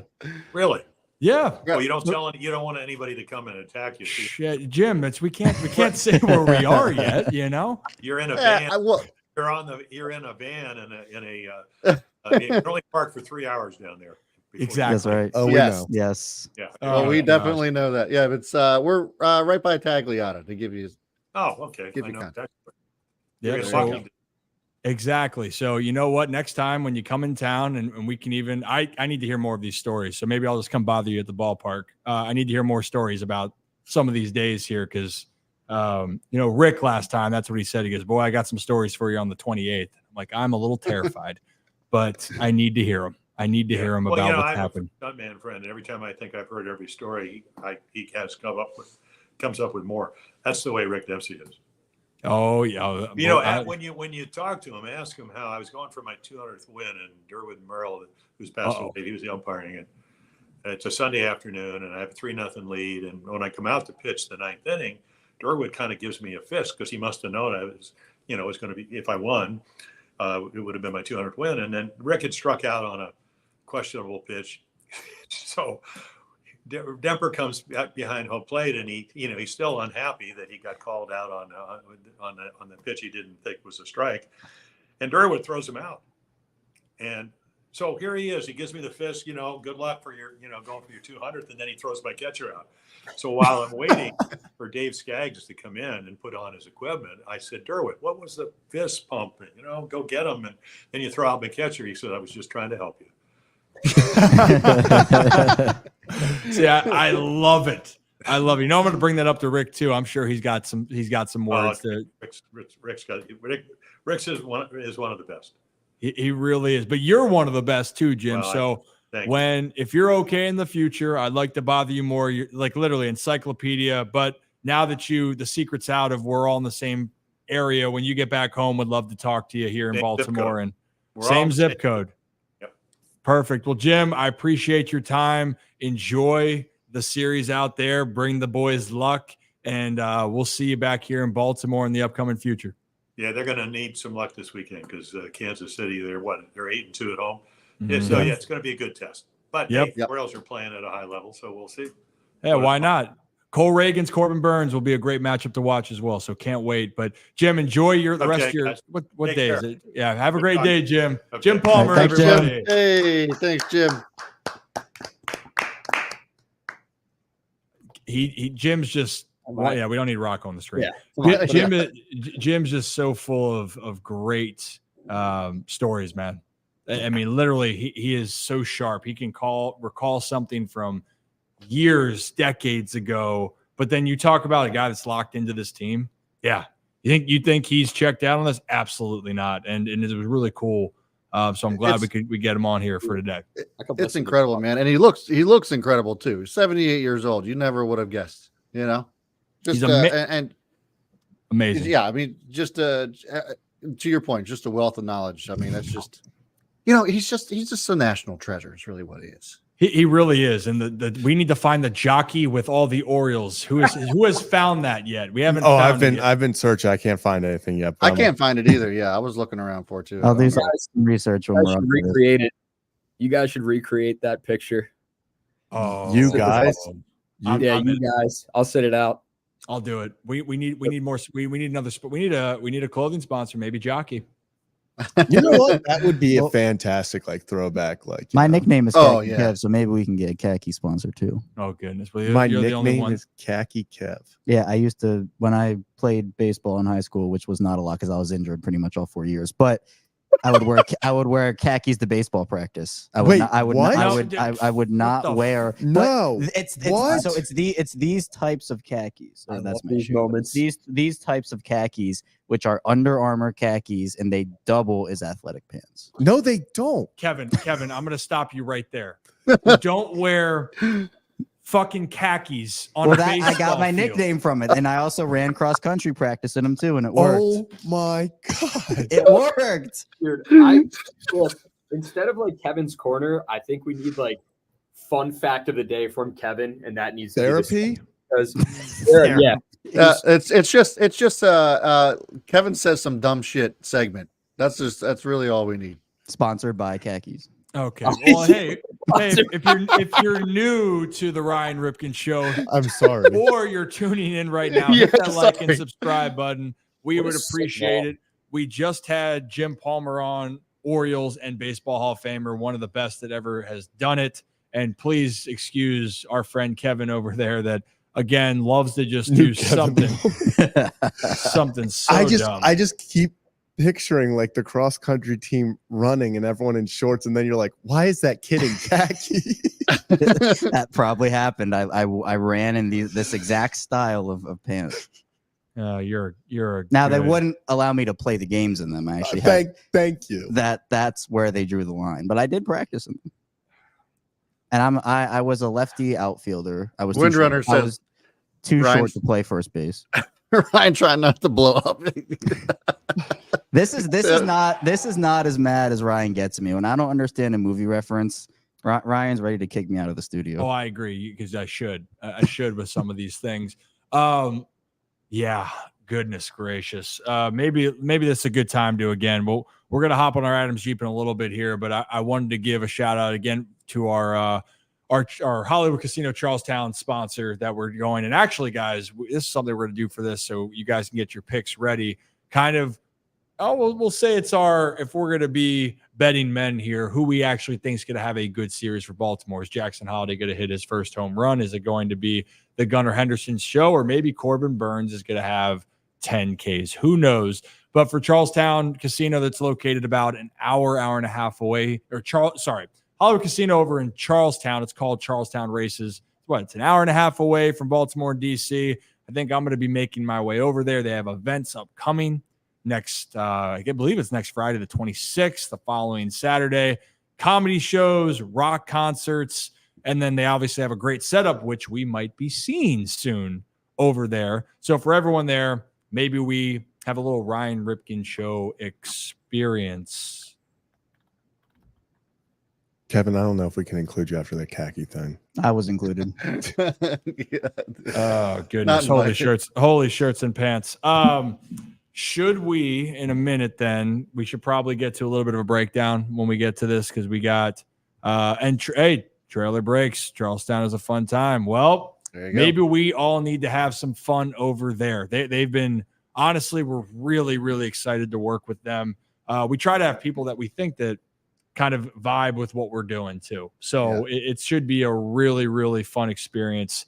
More things developing with that relationship too. It's not just going to be a one-time thing. We got them for a while, so it's going to be a lot of fun. Oh yeah. Oh sugar. Yes, it is. All right. Should we have a poll? Oh, gosh, you do have a poll. Go ahead. I have a poll before we get into anything else. I just wanted to do one more, because I told you guys I would throw a couple in here today. So this one, I got probably the most engagement that we've had in a poll in a while. Uh-oh. And the question is, if you could have a mythical pet, what would it be? I had my options that I gave everybody was a unicorn, a dragon, a kraken, and a griffin. And then I just realized that they all ended in the letter N, but is what it is. The Dragon's taking the lead here, 56% with 150 votes on this poll. What say you guys? If you wanted a mythical pet, I feel like Dragon's just the answer there. I'm trying to think. I think I'd go dragon. I just feel like that's badass to have a dragon. I feel like it'd be hard to have a kraken as a pet. Yeah. Like the kraken from the seas. Yeah. Like, do Yeah. I have to be located? Because then I'm like No, like it's house like, wise, I have to then be near the sea. Like, well, that's not a problem. Not for me anyway. yeah, but I'm just thinking, like, then if I want to go to the city, like, how do I take my kraken? I could then fly with my dragon, right? That's fair. Oh, point. that's a perk. Yeah, that's a perk. Yeah, I'm thinking that. Does it breathe fire? That's But another griffins, perk. you could do the same thing with like a griffin. Yeah. If you have any enemies, that's a yeah. perk. You can Yeah, that's true. You could threaten them. marshmallows make s'mores like super easily. Well, yeah, that's another one. But I was going more the revenge route. But Yeah. your route works too. I would also Kevin- be curious, Kevin like with those if khakis on a dragon. I'd be curious if you had a unicorn as a pet. Like, does it do anything special other than just have, Yeah, I the just horn? don't. Like, is it like one of those things where it farts out Skittles and stuff, or is it just a unicorn? What? I probably Is wouldn't. I that- probably wouldn't eat those. I wouldn't eat those Skittles. I don't think that those. Wasn't It's a unicorn. What? I don't, Well, but I still wouldn't eat them. I don't think that anything coming out of a unicorn's ass is something I want to try. If Hypothetically. it's Skittles, I speaking. mean, hey, oh goodness. I will give it a shot. Well, and here it is. And I saw Zach say, where would you park your dragon? I think was one thing. Fart, rainbows, and glitter. See, this is where it's getting a little nauseating. This does not seem appetizing to me. What was the fourth option, Brad? It was dragon, kraken, unicorn, and what? Griffin. Griffin. Okay. What do you got? I think dragon for me personally. What do you got, Ryan? I think I'm going dragon as well. Like the kraken though, is if I'm by the sea, then I would say kraken because if I could just call it, like they do in Pirates of the Caribbean, just call the kraken, release the kraken, and then he just shows up. But I'll be honest, that thing would probably scare the shit out of me. I don't feel like I can have control of that thing. What can I really do with it besides it's kind of wreaking havoc? I can't. What, I'm going to hop on the kraken and move across the land? I don't, or the sea. I don't really know what this is. Oh my goodness. Okay, Dante, that was a really good one. That was a great one. That is incredible. Ken Griffin Jr. This I is like getting that. This is getting out of control. This is getting out of control. Guys, why don't we get ready to break? What do you want? I do want Kevin? to. I can't see my computer is about to die, but I saw Amy's comment that said she was sad she didn't meet me on Tuesday. I'm sad I wasn't there too. I had a pre stuff I had to do. I also edited the whole Elias thing, which was awesome, by the way. But speaking of that, you all tried the warehouse dog, the four of you, and you haven't reviewed it on the stream yet. So I wanted to open it up to, I know Rocco's not here, but the three of you to give your stream review of the warehouse dog. Oh man. All right. So me personally, taste great. It was actually a very good hot dog. Awesome. After effects is where it was one of those things where you ate it and then we were sitting there and we're like, that actually isn't bad. You're like, it was real good. Yeah, you were like, okay, this was not bad. You don't feel awful. And then we started walking around the stadium more. And 20, 30 minutes after, you were like, I should not have taken down all 12 inches of that hot dog. So pause. I knew that was happening. Well, you saved yourself from the mature one of the group, Brad Smith. But yes, honestly, it was longer than a foot long though. By the way, I think it was more like 18. That's what I was thinking. It was massive. It was it was two hot dogs you put together, and then pretzel bun, and then it had it had all kinds of sauces on it, and then some other protein on there, pulled pork or something. It was real good. I'll be honest, I enjoyed every single bite. But I think, and I didn't even get any heartburn. It wasn't that. It just, after a while, it sat there a little bit. I am happy I gave it a 9.2, and yes, it has some bias, but it was so good. Balls were flying out of the ballpark. I mean, vibes were high. Why wouldn't you enjoy this warehouse dog, which I thoroughly did? I think I ate it the quickest. Me and Rocco, I think, took it down before Zach and Brad. But yeah, I gave it a 9.2. I thought it was solid.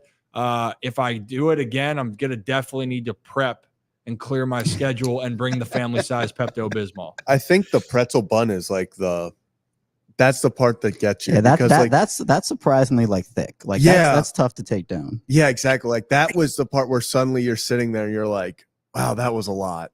You know, I knew Brad was going to lose it when he said surprisingly thick. Listen, I thought it was great too. I gave it an 8.7. I think Rocco gave it an 8.6. It was incredible to enjoy while we were eating it, but yeah, afterwards it felt like you're just walking around with a brick in your stomach. And then the next day, I told you guys we had some stories in our group chat about what it was like on the other side. You know, evacuating that from my body was not pleasant. Yeah, might need some dude wipes for that, to be honest. You know, that was for Brad's case. I'll be honest though, I actually felt it just was sitting in my stomach, and then I went and did some sprint work the other day because still trying to get the running in, and there was some demons that were getting sweat out, and I don't know if it was just from just the entire night or just the food, but whatever it was, there was a lot of sweat. So yeah, a lot of good stuff. It was great. I thought it was, again, loved it. Great time. Yes, it was good, and we appreciate it. But should we dive into a little bit of comments or the series? I think that's kind of important. And I got this guy, one of these, Matt. I got Slugger from the Kansas City Royals. You got to hold up the other guy. There you go. Hold up the other guy. And they're battling it out. And we're gonna have a series preview. I'm gonna pull up here, and we can talk a little bit more about the Royals versus the Orioles and a little Ryan O'Hearn breakdown. And D Porter, before I get on up here, appreciate you. First of all, that baseball card profile picture is incredible. No, that's out. That's OV. That's OV. But I mean, it's still a card, but That's what I'm saying. Like it's electric. Awesome. Electric. All right. While we get set up, it's time for everyone's least favorite corner, Kevin's corner. I don't even know what to talk about today. We've covered a lot, actually. I feel like this is a good opportunity to talk a little bit about the draft a little bit for the Ravens before we get into stuff. And there's actually a draft streak. What are you laughing at, Brad? I just want to go off the rails just a little bit. Okay, all right. You take it. You take it. Because the comments that are coming in, and I am getting really bad at this, Joe. We need to start bringing this back. I should have. I felt weird asking Jim Palmer if he folds or balls. Yeah. Because first of all, I think I'd have to explain it for about 5 minutes. And then well, he might have a story. You don't know the way he definitely has a story, and it would take about 30 minutes to explain it. So I'm going to save that for one of our next guests. I feel like the older guys, like Tim Kirchin, probably don't feel good about asking him. But like if it's a player, I'm for sure asking. And Zach and I had an incredible idea because we were out on the field on Tuesday too. Talking to a couple guys, ended up talking to Mike Bauman for a little bit, but like we want to go around the field and ask all the players. Oh, like with the mini mic, the mini mic, yeah. Ask all the players if they ball or fold. So I appreciate that. We do have Seti's answer. Seti's a folder, but we need to bring that back for sure. Yeah. Oh man, it's been a while, Brad, since you've asked that question. I know. I've been slacking on it. And I can't remember the last time. Was it Cedric? Was that the last time? No, I asked Gowie, I think was the last one. That's right. Yeah, that's when Ryan was like, hey, Gowie, this is Kevin. He's really short. Go ask your question. I'm just like, okay. But I saw Zach wants me to defend my khaki stance again. And since I didn't have something planned for this corner, I'll defend the stance. So, all right, the khaki, these are not the exact khakis I wore in high school, by the way, but it's the same type of khakis. And they are Under Armour. Can I get my leg up there? They're Under Armour khakis, and they give you like it's not regular like stiff. Like some khakis can be stiff. These khakis are like athletic, and so it was the pants. No khaki shorts were involved in this thing, and I would. Zach dropped the water bottle, but I would literally. I was an outfielder, so I'd run around in the outfield. I'd take fly balls and hit in them, and it worked. It was good. Zach says he doesn't accept my answer. I don't accept that either. That's ridiculous. Still not. Well, I guess I also I went to school in Massachusetts my freshman year of college, and I would walk around in the Massachusetts winters in shorts and a t-shirt in like 20 degrees. And I have accepted that I'm not immune to cold, but I feel like the weather, like I'm much happier when it's warmer out. Do you feel that way, Brad? Oh, 100%. The other thing I wanted to bring up, guys, if you aren't part of the channel memberships yet, you're going to want to get in on that. We're already giving out perks for our channel members, specifically the Holy Shirts and Pants Club. If you guys want to do that, go ahead and hit the join button next to subscribe. This week, we aired the exclusive Mike Elias interview to our channel members first. We asked them all kinds of questions, what type of guests they want to have on next, as well as all kinds of other goodies as well. We're getting ready to do a live stream with you guys in a very shortly too. So make sure that you guys are hitting that join button next to subscribe. Check out the Holy Shirts and Pants Club. We'd love to have you guys over there and just help support the channel even more. We got, I think last I checked, we got about 45 of you in there. You guys are amazing. Yeah. What that does is just help support the channel. We're looking to make some upgrades within the studio. So yes, you get some fun stuff from us, but it really goes a long way for as far as investment into the show. So certainly would appreciate that from you guys. And Rocco, thoughts on the Jim Palmer interview? It was fantastic, man. I could listen to Jim Palmer talk baseball all day. Endless information. He's like an encyclopedia of just baseball facts, stats, stories. What better guy to bring on the show to talk about the O's than a guy who won 3 World Series, multiple Cy Youngs in his career? I mean, he's an incredible player, but it's like he's amazing as a broadcaster as well. So thanks to Jim for hopping on, doing this. It was great talking with him, and hope to get him back on here again soon. It would be a pleasure. You know, It's Rocco, crazy, man. Oh, go ahead. I wanted to ask you. You asked Jim about his stance on the hydration station and the Homer hose. What is your stance on the hydration station and the Homer? I wasn't asking him like. So I should have probably phrased that question differently, because I know back then, like, celebrations weren't really a thing. Like, these guys weren't kind of bringing out props or like beating their chests when they, had big hits or big plays in the field. But I was kind of curious to see if they did anything kind of behind the scenes, because social media wasn't around, like after those big moments, after those big wins, where it maybe like not just along the lines of drinking a beer or popping champagne. Obviously that's for the big celebrations, but I just wasn't sure if there was anything along those lines, like if they had a unique celebration or unique happening inside the clubhouse. And he kind of talked about it with, what did he say, the kangaroo court he was talking about as well? He gave good answers. And so I mean, he gave us a ton of information with that, but I love it. Honestly, I think it's a new generation of baseball. I think Jim definitely realizes that as well. And social media is huge. I don't think that necessarily plays into the celebrations and whatnot, but they're having fun with it, and no harm, no foul. I don't think it's, spiking the football like Mike Elias was talking about during that interview, like spiking the football during a big celebration. I think all the teams do it, and it's like some people might be wondering, if we don't have to do it because other teams do it. They're just having fun with it. It's a group of guys. They're in their, most of whom are in their early to mid 20s. You have some guys that are in their 30s, and they're just having a great time. Like, if they're having a great time, if they're winning ball games, if it's working, let them do it. Let them have fun. It's not bothering anyone. I enjoy it, honestly. Yeah. I enjoy it.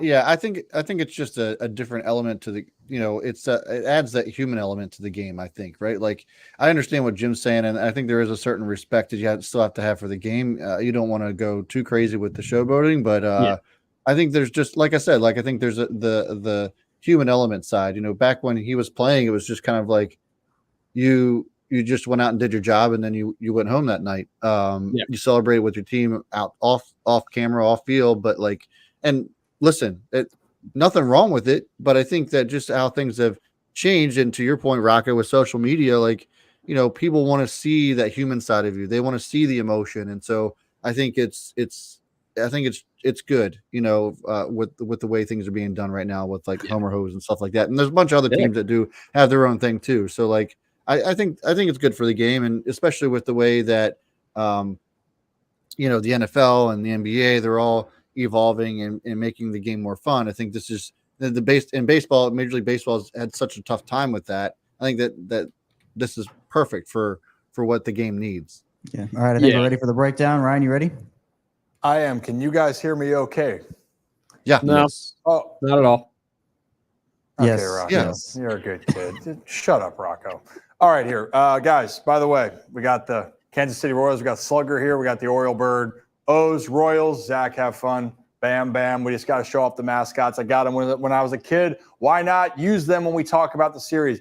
Oriole fans remember just about 2 weeks ago or 10 days ago, the Royals were in town playing the Baltimore Orioles. And people thought that Kansas City, young team, but the Orioles should be able to overmatch them. That's not the case at all, because the Kansas City Royals are actually one of these emerging teams in a wide open AL Central, and it's actually led by the pitching performance of a guy over here, and that is Cole Reagans. Corbin Burns, they're going to face off in the series coming up. We'll talk about that a little bit more here in the future. But to give you context of what's happened so far in baseball with these teams, and here it is. We talked about the pitching. This is the reason why Kansas City is off to a great start. Kansas City only trails Boston in team ERA with a 2.79. And if you look down there, the Orioles sit at 8, still one of the top teams in baseball when it comes to team ERA. But Kansas City, if you're going to win a lot of games when you're able to allow 3 runs or less, and so far so good for the Royals. And as we keep moving on, and the conversation is going to be around here, specifically, I wanted to highlight Cole Reagans, okay? So you're going to look here, and I'm going to move out the way. All right. So if we can see this real quickly, here's the ERA for Cole Reagans. Actually, it's going by start. First start, second start, third start. His last start against the Mets, he has a 1.93 ERA on the season, including last game, he went 6 innings, 5 hits, 1 walk, 8 punchies. 8 punchies means he's striking out a lot of guys. He's a power pitcher. He came over in the trade with Aroldis Chapman, which the Rangers won the World Series, but they gave up a guy that honestly is emerging as being one of the best in all of baseball, not just the American League. We'll roll it for a second. Let's understand a little bit more about what's going on with Cole Reagans, shall we? Okay, if we're looking at what's happening here, Cole Reagans, he's got a few pitches here. Changeup, cutter, 4-seam, knuckle curve, but it's really a curveball. I don't know why they reference it so much as a knuckle curve. Slider, and if you look at the miles per hour, obviously his fastball sits at 96. He's got a slider to 86. The cutter's anywhere I've seen going up to 94, but it sits just below 93. Obviously, predominantly, he likes to throw that fastball more than anything, and his fastball sets up his changeup, right? That's how Cole Reagans works in general, and he can affect you in so many different ways. I'm going to show you how he uses those pitches, and this is why it's going to be a really good outing. If you guys remember him facing Baltimore, the Orioles really, really struggled against him, and there's a right reason of why they did. So, roll it. Here's an example here. Cole Reagans is facing Alvarez. This is an example of how elite his fastball is. It's a 1-2 count. He's going to climb the ladder. We talk about being able to use a fastball to your advantage. We talked about Grayson Rodriguez in the past. Well, Reagans throws upwards to 100, usually can be anywhere from that 94 to 99 range. But yeah, he can pump close to 100 here, and he's going to elevate a fastball with 2 strikes. And this is textbook if you're trying to teach the younger generations of how to throw a high fastball. Again, heat, same thing. Jose Abreu, 2-2 count. He's going to climb the ladder. Abreu can't catch up to it because it is absolute fuzz. That one might be the best one so far. Now he's thrown a couple fastballs. Hey, you're throwing a high fastball, changes your eye level. So, and I got my bat out, by the way. Shout out having my bat for it. This is a log, by the way. But for a hitter, essentially, if you change your eye level for the hitter and they're thinking up here now. Now imagine when you throw that changeup and now you're going to feel like you're going to be out in front because you're expecting that fastball to stay up. So for Alex Bregman right here, Bregman's thinking, okay, I got to defend. He's got that electric fastball. But Cole Reagans is going to drop off a changeup that just falls off the table, and Bregman's going to swing right over it and a ball way in the dirt because he's expecting that heater. So here's the example. Rolling, see ya. Again, because the deception of it just falling off. Fastball sets up the changeup. Should we keep moving with what else he can do? Well, we'd love to. This is that cutter that he has, and we've seen how dominant Corbin Bird's cutter is. Cole Reagans was giving Orioles hitters fits with his cutter, and in this case, he had earlier in the game of the ball cutting way more in to the right-handed hitter. And just like with Corbin Burns, you don't know sometimes that ball is going to keep cutting across the plate, going all the way there, or it's going to stop. Jordan Westbrook earlier had pitches running in on his fists and his hands, And Cole Reagans has one that almost backs up. Jordan Westbrook overswings it and misjudges. It's a really good 2-strike pitch. And it is actually a freezing game, by the way. I'd hate to hit in this weather with Cole Reagans pitching. But that's the example right there. Now, here's some other examples of his other pitches. This is going to be his slider here that he's able to throw, and it's going to, again, get the hitters off balance. Farmer, 2-2 count. I mean, that's a perfectly executed pitch. 87, and it's coming right across the bottom of the plate where you think it's starting out as a strike on the lower part of the plate, and whammy, it's right below. Perfect pitch. You're out. As Kenny Powers would say, you're effing out. Another example now, this is more of the curveball in this circumstance, okay? So same type of thought here, but a little bit more off of it, okay? 87 mile an hour is a slider, curveball is 82, and so it's going to have a little bit more height, so you think it's going to be up, and the hitter's like, yep, I got this. I'm seeing it well. Well, let me tell you what. You're not seeing it well. Look how much that dropped off. I'm going to roll that back because that was just naughty in my opinion. I'm a sucker for this. Look at this, right there. Starts off as a strike, ends as a ball. It's great. Same thing with Pete Alonso right here. Alonso's looking, 3-2 pitch. That curveball throws the timing off. You got to swing at it. But this is the arsenal that Cole Reagans has. He has multiple pitches that he can get people out, and he's going to give the Orioles fits again. And Corbin Burns against Cole Reagans, arguably, if you're a baseball fan, this is the matchup you love. And I know that people love offense. I am a fan of these pitching matchups because I know how hard it is to hit these guys. And then also you have two in the best in the business going off. It's just what baseball fans, if you truly love baseball, it's these types of matches that you love. And why I switched this over, because we talked about what Cole Reagans and this Kansas City Royals team can do. Salvador Perez is swinging the bat well. They're playing with a lot of confidence. As you heard Jim Palmer, Royals have played well at home. We did a breakdown before on Bobby Witt Jr. and Gunnar Henderson, two guys that are the top players in the American League right now. So if you haven't seen that, you should go back and watch that and hit that like and subscribe button while you're going to go watch that, because Bobby Witt Jr. and Gunnar Henderson are so similar. It's crazy just how much they impact the game. Now let's go to another one. Yeah, I know I'm showing my screen. I don't care. I got nothing really to hide on it, just so you guys can see my work. How about that? Stop traffic. But let's talk about a guy that needs to be talked about. And we talked about it with Jim Palmer, Ryan O'Hearn. And you can see this great thumbnail by Zach.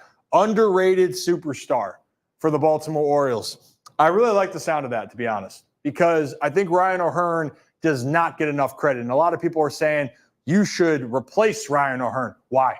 Why do you want to replace a guy that figured it out with the Baltimore Orioles? And let me give you a little bit of context of what I mean by that as we roll this. Okay? We're rolling. All right. Nope. Went too quickly. Here we go. And heel cinnamon. There we go. All right. Yes, Ryan O'Hearn's been around for a little bit. Okay? He's been around, and that's okay. Made his debut at 24, 2018 for the Kansas City Royals. And if you can look over here, 262 that first year, it's promising. 12 jacks, 10 doubles.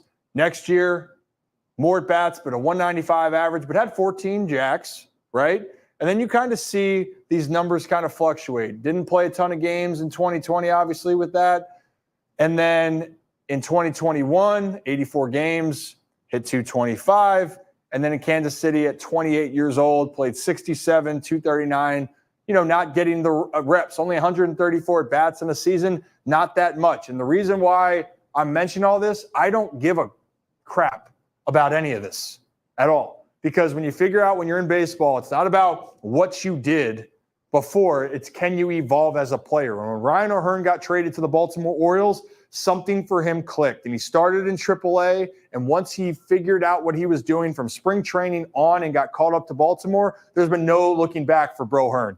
And let me show you what his hitting charts have been so far. 2023, yes, he's going to drive the ball a lot with power to right, center, and right. There's no doubt about it. But you can see he has the ability to go gap to gap. And what have I told people a lot, everyone? Good hitters, they hit the ball anywhere. Ryan O'Hearn is still one of those guys who, to me, is a great hitter and one of the best hitters right now on this Baltimore Orioles team. Now let's look to his 2024 real quickly. Yes, it's very early and it's a small sample size, but yes, those pink dots, those are jacks, and he's had a few of them, especially over this last little stretch here for the Orioles. Again, using the big part of field, going more to center or right center. Obviously can hit the ball down the line. Not a ton over there, but let's look at what Ryan O'Hearn has done tremendously well, okay? And if we're going to go from the start, this is in Pittsburgh. This is his first home run of the season. And what you're going to see with Ryan O'Hearn, also Jones, by the way, love him as a pitcher. Talent, young guy, stud, has great stuff. I would love to talk to him because he is a rising star for the Pittsburgh Pirates. But O'Hearn is doing damage on pitches in the zone. And you might think, well, Ryan, they should do good damage on pitches in the zone. Well, look, it's hard to do that. It's hard to continuously hit mistakes or just hit hittable pitches and do damage with it. Ryan O'Hearn's one of those guys that's so locked into hitting those pitches over the middle part of the plate. So you're going to see a ball right over the middle, 96, right down the dick. And that ball, he takes it right back up the middle on that snowy day in Pittsburgh to get the Orioles on the board and go up 1-0. Again, it's these little things. And when you're feeling hot, this strike zone, and you feel like any pitch that's over the heart of the plate, he's going to do damage. And again, he is. 3-1 count, hitters count. He's looking to be aggressive. And you're going to see Varland leave a pitch, middle, kind of that like cut fastball. And again, when you're locked in, and you might say, yeah, these aren't the best located pitches, but you don't have to be the guy that actually has to hit the pitches that are on the corner. Yes, you can do that. But what Ryan O'Hearn's doing exceptionally well is hitting the balls that are over the heart of the plate and not missing them. You're seeing other players that foul some pitches off or swing underneath or pop it up. His swing is so compact right now that when he makes contact, it's just so pure. When you're looking at that, like that's what I'm talking about. Everything is moving in one motion. It's slow. It's relaxed. And again, the theme here, they miss on a pitch, and it's the first pitch of the at-bat here. Ray's just trying to get a pitch over, maybe get ahead, but Ryan O'Hearn's ready to swing. He's ready to do damage, and he's not missing the damn baseball. Another souvenir for the Birds and for the Birdland faithful. But yes, he can go the other way. He can stay on the baseball here. And this is when the Orioles took the lead, obviously, in the 10th against Boston. And Ryan, again, you're going to see a slider. He can wait back on the baseball, and he can go the other way when he has to. You're going to see a hanging slider here. Ball's going to hang up. And yes, on the balls that he was pulling then the week later, he stays on long enough, and that's the little key right here. You stay on the ball long enough, good things can happen. Ryan O'Hearn stays on the ball, good things happen. Hey, how you doing? Let's find the corner. And we're going to shop and get a nice little double out there at Fenway Park. Another example here, Ryan O'Hearn, he's going to get a curveball slider again over the more outside part of the plate. But again, you see his load and his balance. He's feeling good. He's under control. And usually on off-speed pitches, if you are a little bit out in front, but you're still in a good position, you can still be able to drive the baseball or be able to do a little bit more damage. He's going to hook this ball down the line on a pitch that's even outside because he stays back long enough. What I mean by staying back long enough, and I probably should make a definition of that. Everyone's heard that phrase, right? Hey, stay back. Hey, stay back. Well, let's explain a little bit what that means. Staying back to me is when you have to go back first to go forward. Every hitter has it, whether it's a leg kick, whether it's a rock toe tap, but you got to feel that you're getting into your power position so you can be balanced. Now, the thing when you're going back is that you want to make sure that you don't feel like your body's going out of control forward. Because when you're more out of control going forward, that's when you can see yourself pulling off the baseball, rolling over on pitches, popping up, or just flat out missing it. But Ryan O'Hearn is able to stay back, and then he realizes he's a little early, but because his body's still in a good position, he can get the bat head to it, and he's going to go play double trouble down the line. Love it. Hayes is on the move. You're feeling good if you're a Birdland fan, right? And lastly, this was the other night against the Twins.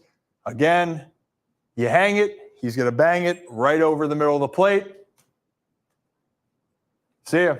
And this is the one with the fan interference. Allegedly, they had the review for it. No chance it was going to be. Buxton's actually one of the best at robbing home runs behind Cedric Mullins, by the way. He's great.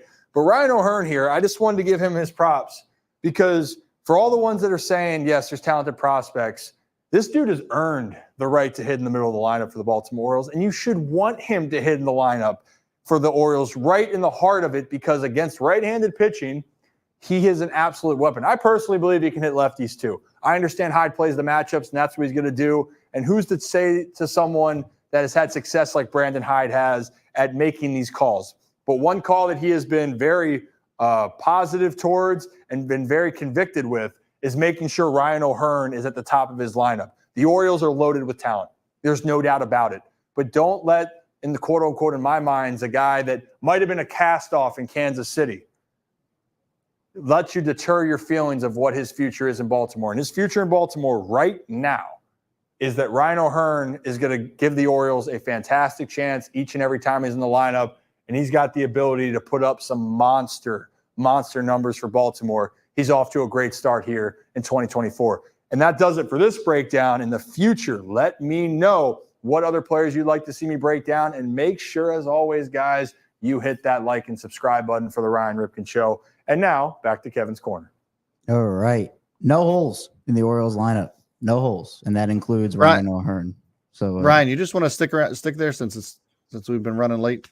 Yeah, I can. Well, Zach's taking matters. He's already moving no. All right, never mind. Yeah, never mind. You're good. Right. If you're already there. Adit. Oh, welcome to the Holy Shirts and Pants Club. You. All right. Yes, and there were questions, and Brad, I think we were talking about it on your phone.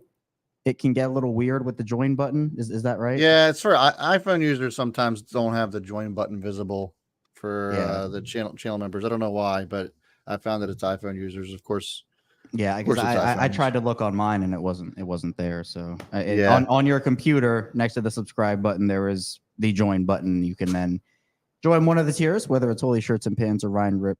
I think it's called Rip Superfans. So you can join one of those. Also, just to put it to football a little bit, if you are a Ravens fan, we're going to be doing a draft stream. It's going to be exciting. We have a lot planned for it. I've been kind of putting the list together of guests, and that's in a week. Drafts in a week. It's crazy. It's kind of, we've been so crazy in tune with baseball and talking O's and everything, and here we are. Draft is in 7 days, so it's going to be exciting. And 9 potentially, probably not. They're going to move up and down the draft board, but you want to be here. We're going to do night 1, so Thursday night, and we're going to react to everything all the way up to the Ravens pick very late. It's going to be a very late selection at 30 for the Ravens, both in the draft and also time wise. You got to wait a little while, but we're planning to have a lot of guests come on, hopefully in studio as well as just virtual. So it should be a fun time. I'm looking forward to it. Can you guys hear me? Oh, we're back. Hey now. Hey. Yes, we got a lot planned, right? And I appreciate you guys. And I got so hungry because I saw the Iron Rooster bag behind me right there. And Kyle gave me like 6 roost starts, by the way. Sorry, Rocco. It's cutting season though. So, but we got a lot. I love the Iron Rooster. Obviously, it was there earlier today, by the way. There's no surprise on that. So yes, but how did I even have a chance? I was meant to do this on the breakdown here before we started, but we didn't even get on our Jeep when the Orioles went to Kansas City. How could we forget hopping on our Adams Jeep before we hop on out of here? You kidding me in this economy? Yeah. Let's hop on that Jeep right now. Our Adams Jeep of Maryland. Who's riding? Look at that. There, get it, Kevin? I think Kevin's it's improvement. I think Rocco, you better start riding that damn Jeep. Yeah, what Rocco? I'm protesting until Chuck's fired. Well, I thought you guys took a photo together. We did. I love Chuck. I'm just kidding. I'm just kidding. Whoa. I'm kidding. I'm kidding, Chuck. Yeah, now you are now legally obligated to buy the Orioles Jeep for saying that. Yeah. You played yourself. I told Chuck when I saw him at the Orioles game, I said, what if I come up and say I hate myself? I was like, do I get a discount as well? He's like, yeah. We'll see. So for everyone here, the Adams Jeep of Maryland, that's that lovely sign behind Zach right there.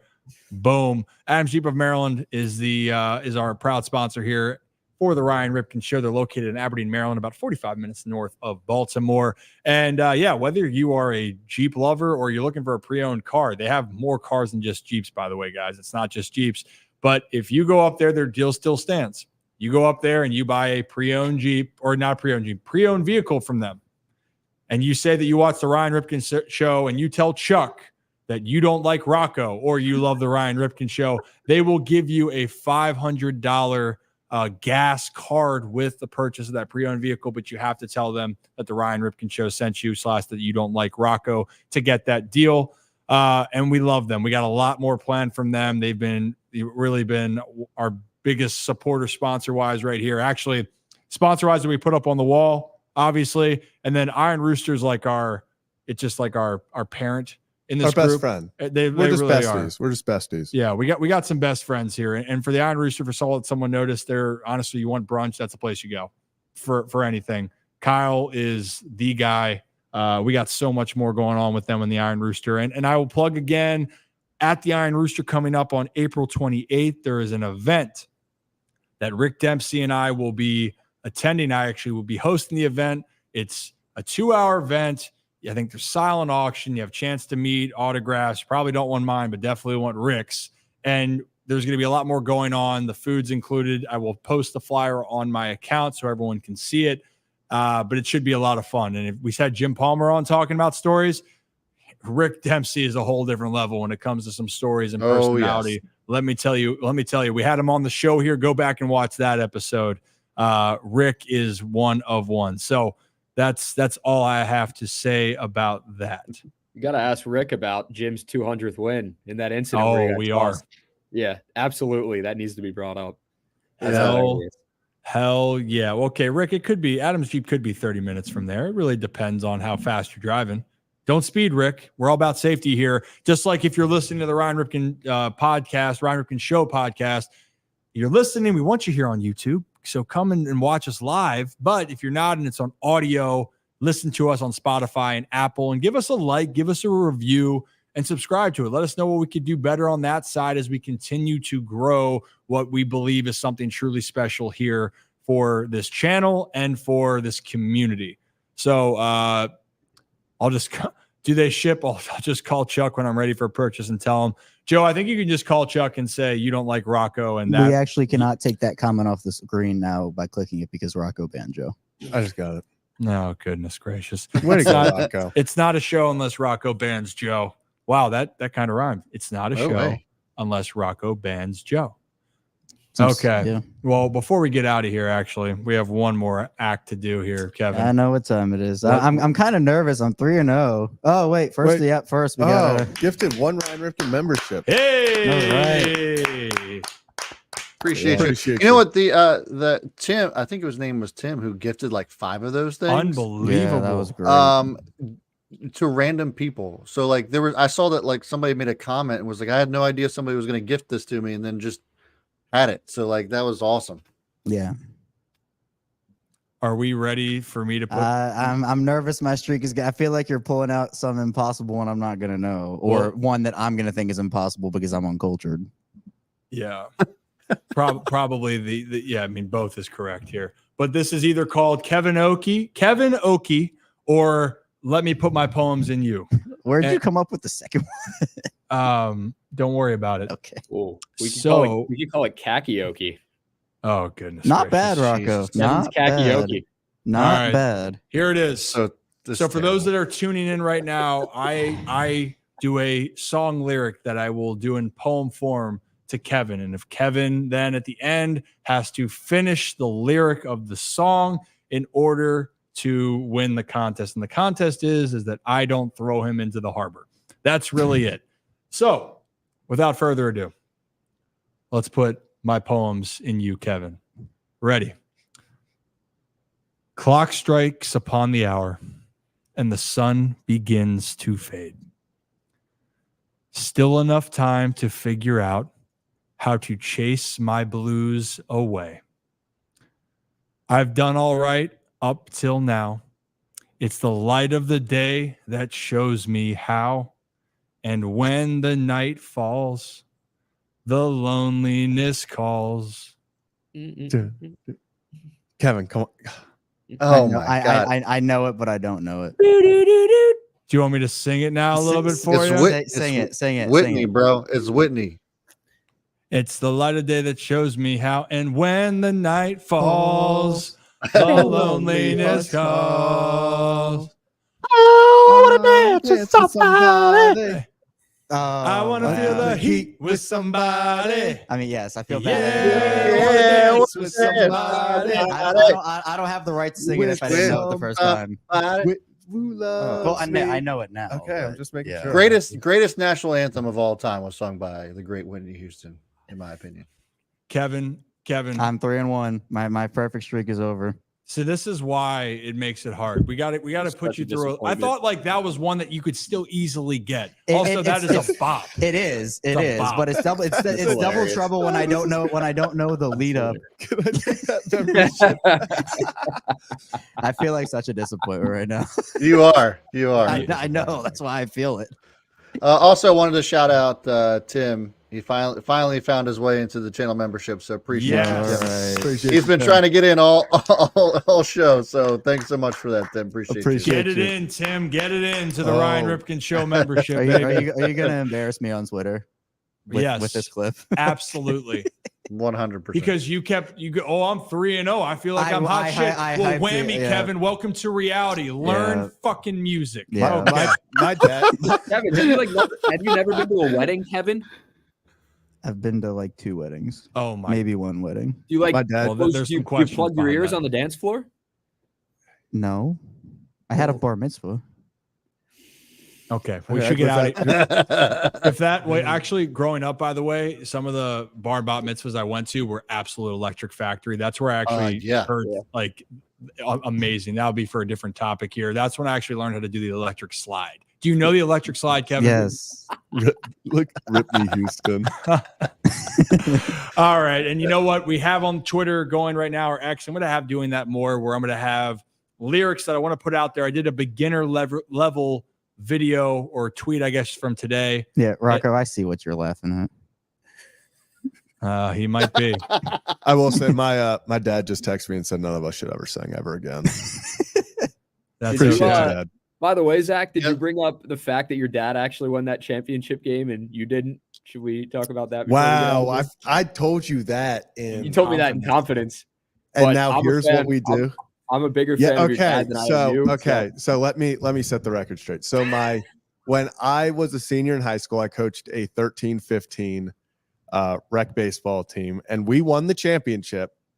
What I didn't say was during the semifinals and championship, I was on senior week, but I do want to put out there, I called into the huddle before the championship game. I FaceTimed in and delivered the Miracle on Ice speech from memory. Well, and obviously you were sober. And that was the reason we won. So, And you were obviously sober for that. Because I was 18. That is right. Sober. Yep, you were sober. That is correct. Oh, good. We should get out of here. There's so much good shit with today's show. There are so many good things. And guys, as you know, there's Shittles and Krakens and Jim Palmer and Whitney Houston. Whitney Houston's electric. And to close out, for those who didn't get it on X, the song was for the lyrics, "You are my fire, the one desire." Yes, I heard it's too late. I got that one. I want it that way. Tell me why. All right. Nope, we're done. But a heartache. Tell me why. Jesus Christ. And cue it. We're getting out of here. Yes, Joe, you're back. Oh, goodness. Holy shirts and pants. Did I block him again? All right, guys, that does it here for the Ryan Ripken Show. We appreciate you as always. We will be back in the future for another episode. As always, you have a day, you have a night, and enjoy your weekend. We will see you soon for a brand new edition of the Ryan Ripken Show. Except you, Joe. Yeah, have a beer and chill the fuck out. That was an oldie but a goodie.